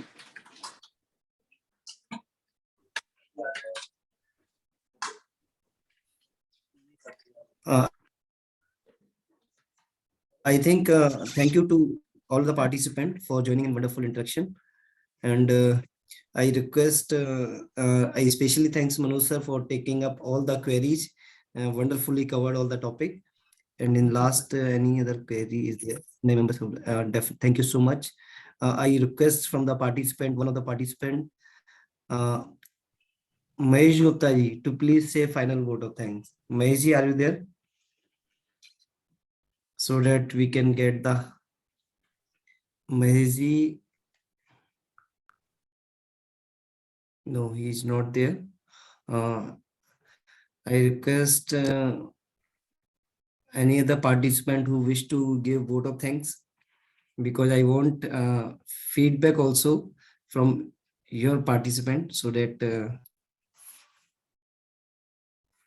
Asha ji, are you there? Yeah, Sumit ji, I am here. Yeah. Please say final vote of. I think sometimes participants एकदम से बोल दे तो वो थोड़े से कॉन्शियस भी हो जाते हैं। ये अच्छा है कि वो अपनी क्वेरीज अच्छे से पूछ लेते हैं बिना किसी झिझक के।